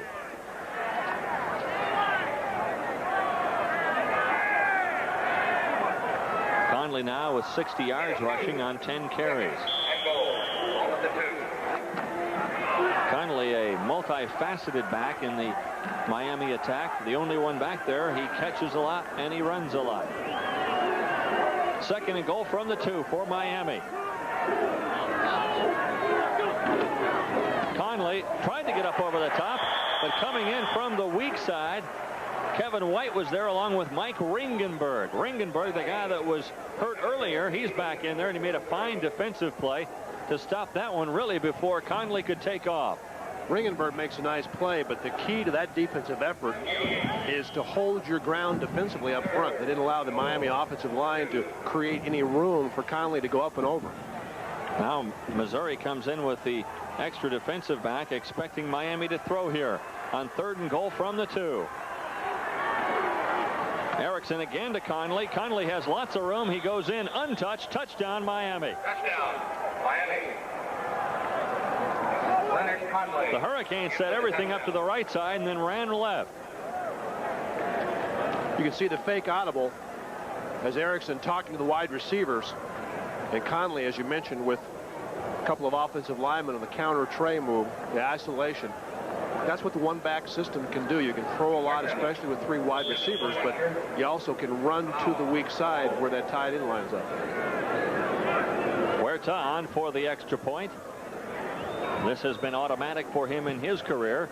That is up, and it is good. And with 9:28 left to go in the ball game, it's Miami 31, Missouri 7. Boy, the Hurricanes strike so fast, and they strike so efficiently. The long pass play down to Dale Dawkins. That went down to the 4-yard line, and a few plays later, Conley goes in untouched. I know some coaches don't like it, especially those who have to play Miami, but they play the same way whether they're behind or ahead. They're an aggressive team. They're going to come at you from many directions. You can see Conley again. A lot of people in front.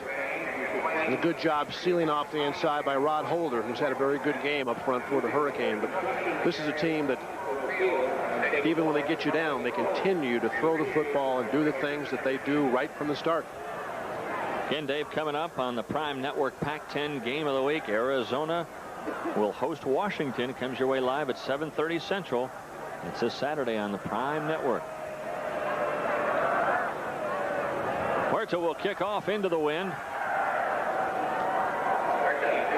Back deep for Missouri, Ronell Cahill and Sean Moore.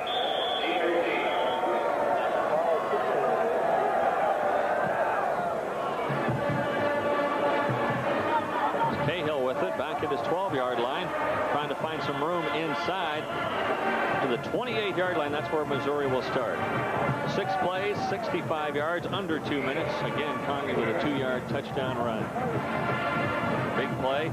Again, the long pass from Craig Erickson to Dale Dawkins down to the 4. Ken Kiefer comes in. He's had a pretty good afternoon today for the Tigers, with the exception of some of those interceptions. He's found his receivers well. One of those interceptions, not his fault. It was a tipped ball. But I think Kiefer's got to be pretty happy with his effort against maybe the top defense in the country. That one picked off. Well, just as I say all those glowing things about him, Michael Barrow picks it off. And now this could get ugly. That's the new dance step. Defense has their dance step. Offense has theirs. Wide receiver has theirs. The only guys that don't dance on this team, the offensive linemen. They probably could dance as well. Kiefer with just a poor throw, and again, he's made that throw a couple of times. The linebacker's dropping so deep to take away the deep bend in that's just impossible to get that football in there. You couldn't walk down the field and hand it, in that case, to Damon Maves. So now Miami coming in, looking to tack on a few more to their lead of 31-7. And we'll see what I'm talking about, I think, with respect to Miami and how they still continue to try to do what they do best, and that's score. Craig Erickson takes a timeout, seeing something he didn't like. That's the 5th interception for Ken Kiefer. Prime Network brings you exclusive coverage of Big 8 football this fall. Some of the games: Oklahoma, Kansas, Missouri, Colorado. It'll be a good one out there in Boulder. Nebraska versus Oklahoma State, just to name a few. Catch all the action of Big 8 football this fall right here on Prime Network. I suspect you'll be bringing your golf clubs to the Denver area for the Missouri-Colorado I'm looking forward to hitting some of those long drives in that thin air. They do take off a bit. I can't wait. Also can't wait to see this Missouri Tiger team take on the Colorado Buffalo squad. As you see passing yards today, well, we told you at the outset this was going to be an aerial attack, and it certainly has been that.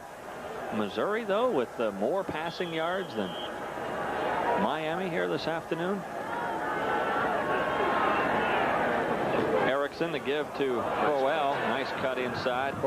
Down to the 30. A pickup of 9. Ted LePage got him. Well, Ringenberg had a chance.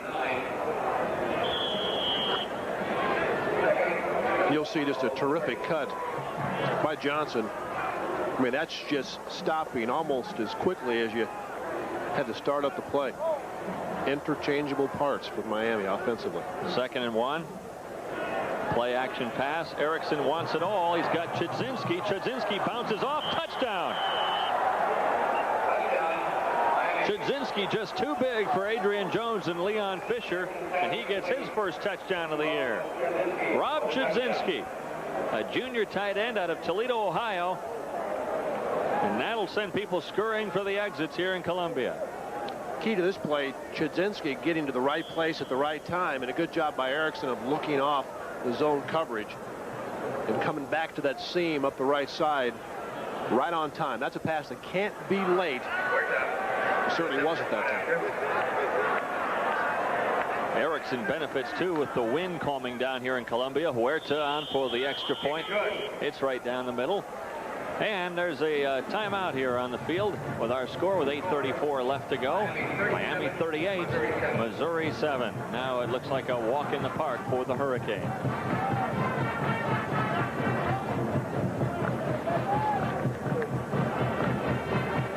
They look to the left first. That, of course, froze the Missouri defense. In this case, Leon Fisher, the weak safety, can't get back over to the tight end, who simply releases outside 3 or 4 yards, turns straight up the field, stays right in that seam, and you force that weak safety to make a decision one way or the other with 2 guys coming to the field. That's why Erickson's look to the left so vitally important. Chudzinski, 6'4", 224. He's a load to bring down, and they couldn't. So Huerta will kick off to the Tigers again. Skip Leach now back there, along with Ronell Cahill.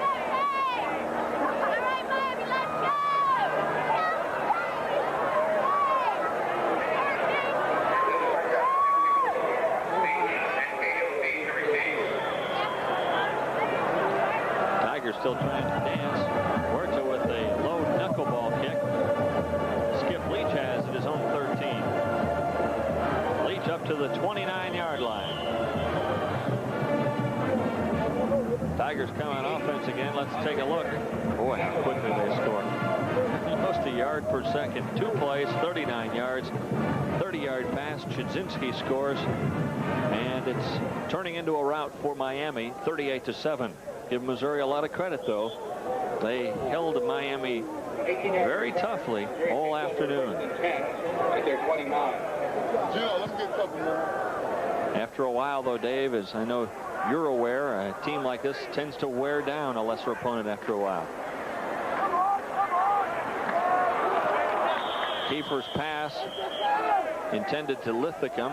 He can't hang on. You know, the ironic thing about it with Missouri scoring in the first quarter, that long touchdown throw to Lindsey Collins, no team has scored this year on the Hurricanes after the first quarter. Believe it or not, that's a testimony, of course, to their defense. They didn't play great offensive powers in California in the second game of the season. And their first contest coming against Wisconsin, vice versa, I should say. But this team just gets stronger as time goes on. Keeper on the give to Smiley Elmore. Elmore with his first carry of the day gets about 4 or 5 on the play. Elmore, a guy that transferred to the University of Missouri after Wichita State dropped their football program. You may say now, why are they running the football? But hopelessly out of the game, Bob Stoll now can utilize the last 8 minutes or so to work on the running game. They have not been able to get that thing going the first 3 games, including this contest. Why not give the offensive lineman a chance to at least make the correct assignments and do the right things in the last 6 or 7 minutes? 3rd and 5 from the 35. Keeper back to pass. He's got Elmore. Elmore looking for the 40. Can't quite get there. Richard Newbill there to stop him. And Miami will get the ball back as Mark Plunkett comes back in to punt one more time. Bob Stoll knew this going in. He said, boy, Miami's defense is so tough. Normally it's 3 plays and a punt, 3 plays and a punt. And that's what it's been the last couple of times.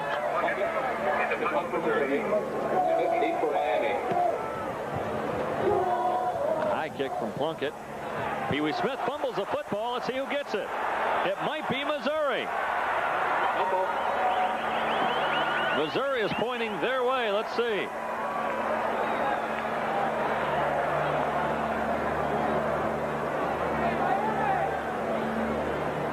They're still scrambling around for it under there. Looks like they're looking for a lost key. You can tell by the reaction, Missouri has it. That's the second time today that Pee Wee Smith has fumbled a football. Well, Pee Wee's got to learn that when you put your hand up in the air, that means nobody can touch it. You'd like your return man to be aggressive, but you also like him to make wise decisions. That time he should have fair caught the football. Michael Jones covers it for the Tigers. And a big break now for Missouri. They have it at the Miami 25.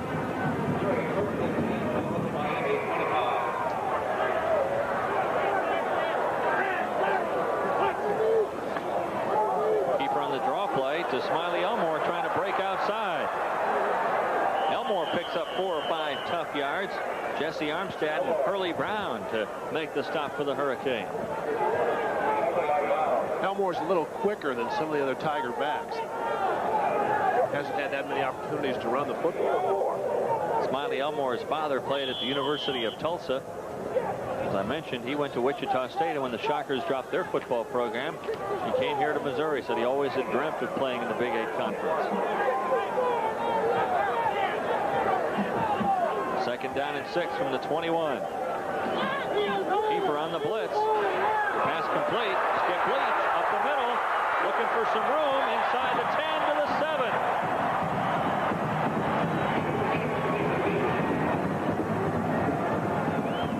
Nice run after the catch by Skip Leach. That play again, you'll see the Miami defense on the blitz. Leach reads it, ducks back inside. Keeper picks him up. Little Booker's quick once he catches the football, which a lot of people miss. And Skip Leach, as we said, a former quarterback in the option. Now, of course, forced to switch to wide receivers. Made a couple of nice catches. First and goal from the 7. Here they come on the blitz again. Look out. Michael Barrow came flying through. Jones got the ball, but I'm sure he didn't want it after he saw Barrow's look on his face. A loss of 6 or 7 on the play, back to the 12. Barrow couldn't decide whether to tackle Kiefer or Stowers. He got there almost before Kiefer handed the football away. Got a lot of athletes in this defense. You got to remember, Barrow is the backup to their first string middle linebacker, Bernard Clark. Keeper looking into the end zone. Oh! Pass intended for Damon Mays, but he couldn't quite get back to it. I tell you, he slipped down. Had he been able to keep his feet, he might have been able to adjust to the throw and make the catch. Maybe he slipped on his nickname over there, D-Ice.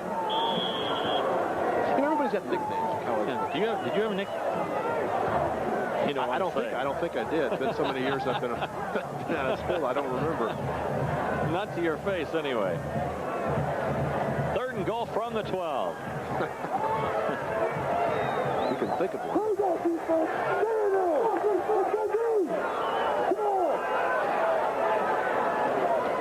Look out from behind. Mark was coming. Pass intended over to Jim White. He couldn't hang on, and that'll bring up 4th and goal. Now do you kick the field goal here and try to get 3 more? Go for it. Well, he's going to kick. The crowd doesn't like the decision, but to tell you the truth, 38-10 or 38-14, there's not a lot of difference. And I guess Bob Stoll just figures his field goal kicker needs a little work.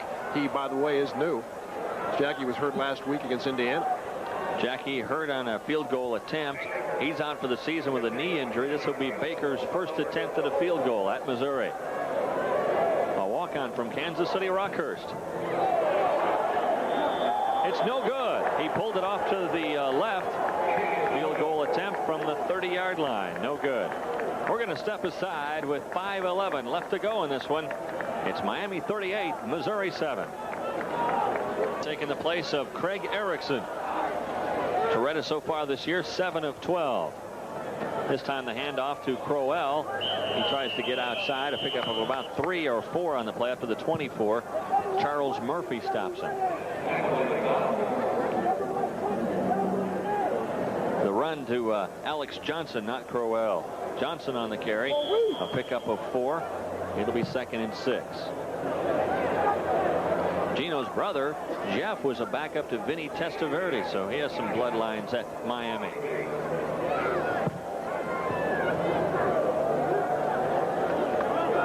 Threat on the draw play to Johnson. Goes across the 30, good enough for a first down, up to the 31. Kevin White makes the stop there.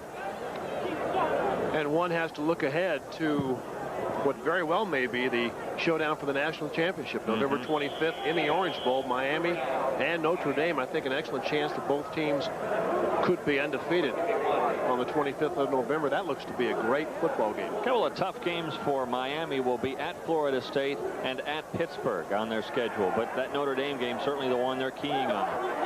Pass complete to Lamar Thomas across midfield all the way down to the Missouri 43-yard line. There may be some here saying, why are they throwing the football up 38-7? That's just their offense.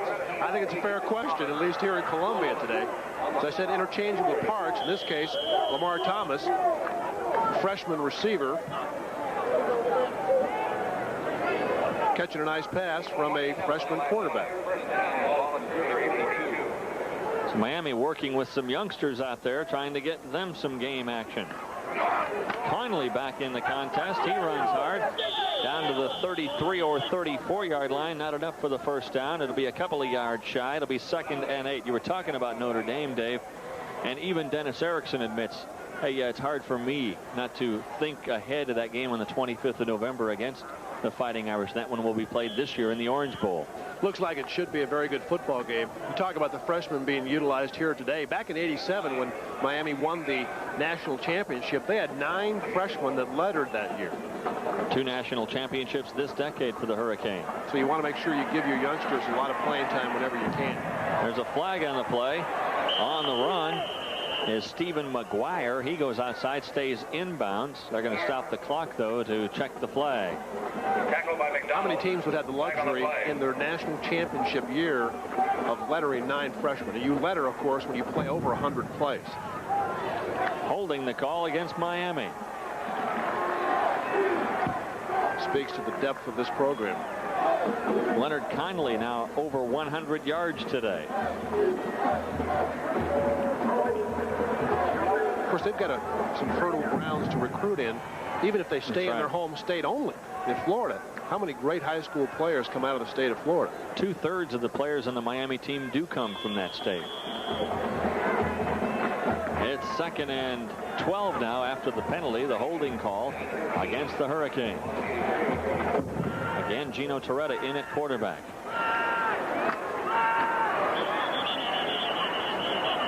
They're going to rule Stephen McGuire down. His knee touched the turf, so they'll whistle the play there. Looks like a loss of a couple on the play. It's going to bring up 3rd and 14. Clock rolling with 2:35 left to go in this one. Again next week, we'll be in Lawrence. The Oklahoma Sooners taking on the Kansas Jayhawks, a team that's been one of the surprise teams this year in the Big 8 Conference. Kelly Donahoe, their quarterback's having an outstanding year for the Jayhawks. 3rd and 14. Torretta back to pass, feeling some pressure, and now he's sacked. Well, that'll teach you to pass. That's what the Tigers say anyway. Kevin White with a sack. And Miami will be forced to punt it away. Tim Kalal will do the honors.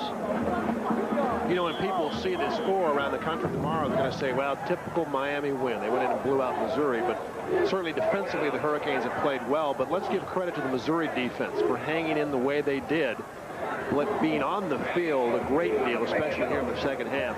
And I think really playing a pretty good brand of football. That one almost blocked. Kalal goes off the side of his foot. It doesn't take a Missouri bounce as much as it did the first time, and this time, or a Miami bounce, this time a Missouri player gets it, and then he is surrounded by a host of Miami players.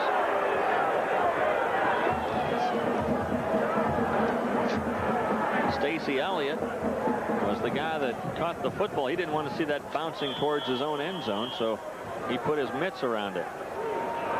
Again, punters, when they feel pressure, have a tendency to shorten up that leg. That was partially blocked, though, as the Tigers coming after the punt.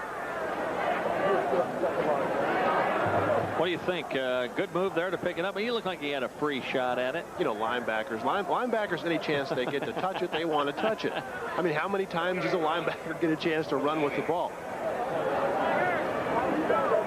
To be serious, no, probably not a good move. Although if you can catch it cleanly, you do want to do so it doesn't bounce another 25 yards towards your goal line. And we'll remind you, next week we'll be in Lawrence, KU taking on OU. Comes your way Saturday night, 12:30 Central, then again Sunday morning at 10 o'clock Central, right here on Prime Network. It's been a pretty good basketball matchup the last few years. I'll say. OU and KU. Like the Hurricane are going to go home happy. Where he's at, so probably not used to the breezy weather. Maybe used to the breezy weather, but not the chill here in Columbia. I'll have to say I'm not either. I don't think any of us are. Yesterday it was around 75 to 80 degrees around these parts, and a real cold snap went through. So that's all a result of Hurricane Hugo, believe it or not, way over here in the Midwest. Kiefer across the middle. Skip Leach, the catch across midfield down to the 35-yard line. Now Missouri in their hurry-up offense. This is good practice here for the Tigers. And now Missouri decides to use one of their timeouts. A lot of people would wonder why in this particular instance, down 38-7, but good practice for Bob Stoll's crew. Oh, absolutely. You want to get up and get as many plays as you possibly can and get pretty good protection. Keeper steps up. Skip Leach, as small as he is, 5'9", about 160 pounds, kind of gets lost in the wash once he breaks inside. Kiefer with 295 yards passing, 23 of 41, but 5 interceptions and that 1 touchdown pass to Lindsey Collins.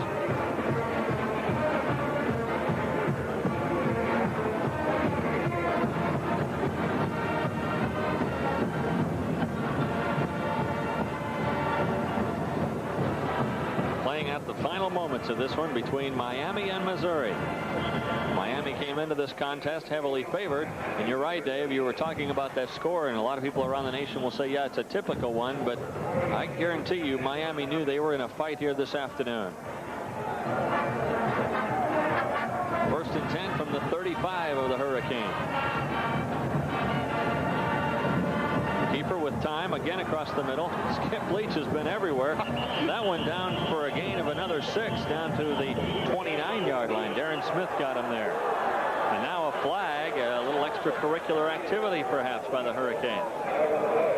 Well, they're going to call Jesse Armstead, I believe, for personal foul, and if that's the case, this is a call that really doesn't need to be made. A lot of pushing and shoving after the play, everybody running into everybody, and I think this is a reputation call if nothing else.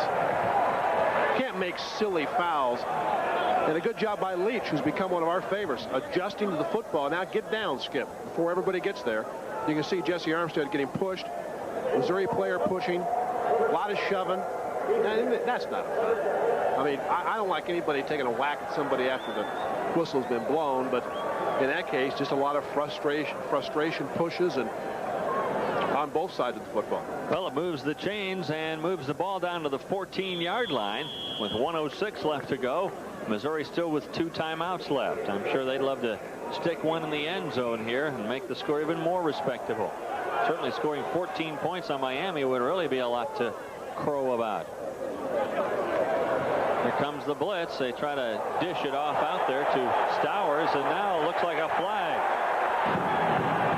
Cortez Kennedy interfered with Tommy Stowers as he tried to get loose on the screen play.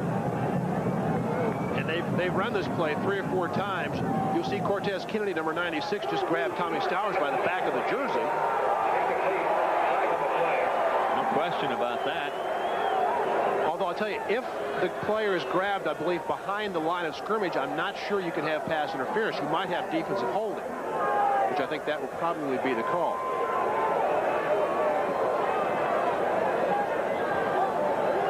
Holding behind the line of scrimmage from the defense.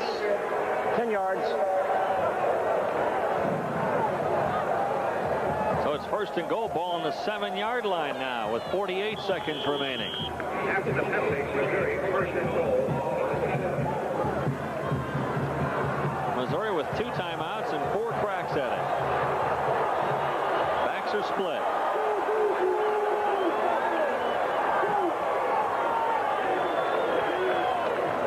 Kiefer on the delayed give to Michael Jones. Darren Smith snuffed that one out. And a loss of 7 or 8 on the play, back to the 13. Timeout taken by the Tigers. Probably going to have to throw the ball down here because Miami is going to blitz both inside guys as they did.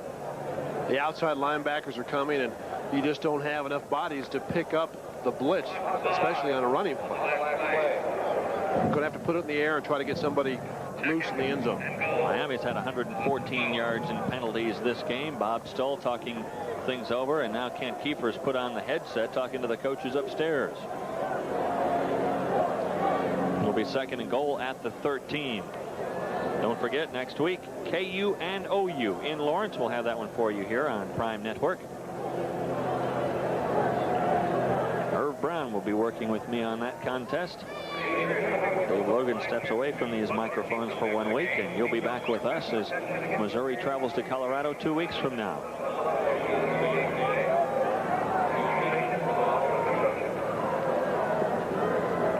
I want to thank our producer-director for today, Mike Diamond. Once again, thank our spotter, Brian Nooner, and our statistician, Tex Little. Great crew here in Columbia. Our thanks to them. Great camera work. Terrific audio here as we bring you the sights and sounds from Columbia. Kiefer. Pass intended over there to Bruton. Broken up and out of bounds. Darren Smith again there defensively. Smith's been all over. All right, third and goal. 32 seconds to go. Ball at the 13-yard line. Got to get somebody in the end zone. That time Miami defensively playing man-to-man. You'll probably see the Hurricane in a similar defense. And you just have to hope somebody can beat a defensive player one-on-one. Lindsey Collins comes wide to the right, along with Ronell Cahill. Collins to the corner. In a packed eye. That pass deflected and intercepted. Miami has it, but Kiefer was really racked as he let go of the football. That will go down as the 6th interception of the day. Hurley Brown makes the interception, and Miami snuffs the Tiger offensive threat. They were trying to get Ronell Cahill to the flag and actually had a chance had Kiefer had the opportunity to throw the ball. But again, no one picks up the inside blitz, and Kiefer hit right as he throws the football. So if Miami is smart, they'll just fall on the football here and end things. We'll see what they do. Gino Torretta brings them up to the line of scrimmage, and they're going to run a play. Well, that's just the same thing. Conley picks up several more, adding on to his 100-yard rushing day. Ringenberg makes the stop, and the clock is moving. Missouri doesn't want to stop it, and that should do it. Miami will go to 3-0 on the year. The Tigers will see their mark fall to 1-2 as they head off to Arizona State in Tempe next week. Miami Hurricane will take on the Michigan State Spartans in East Lansing. Conley with 105 yards rushing. And our final score here as Bob Stoll comes over to congratulate Dennis Erickson. Miami 38, Missouri 7. We'll be back in just a moment.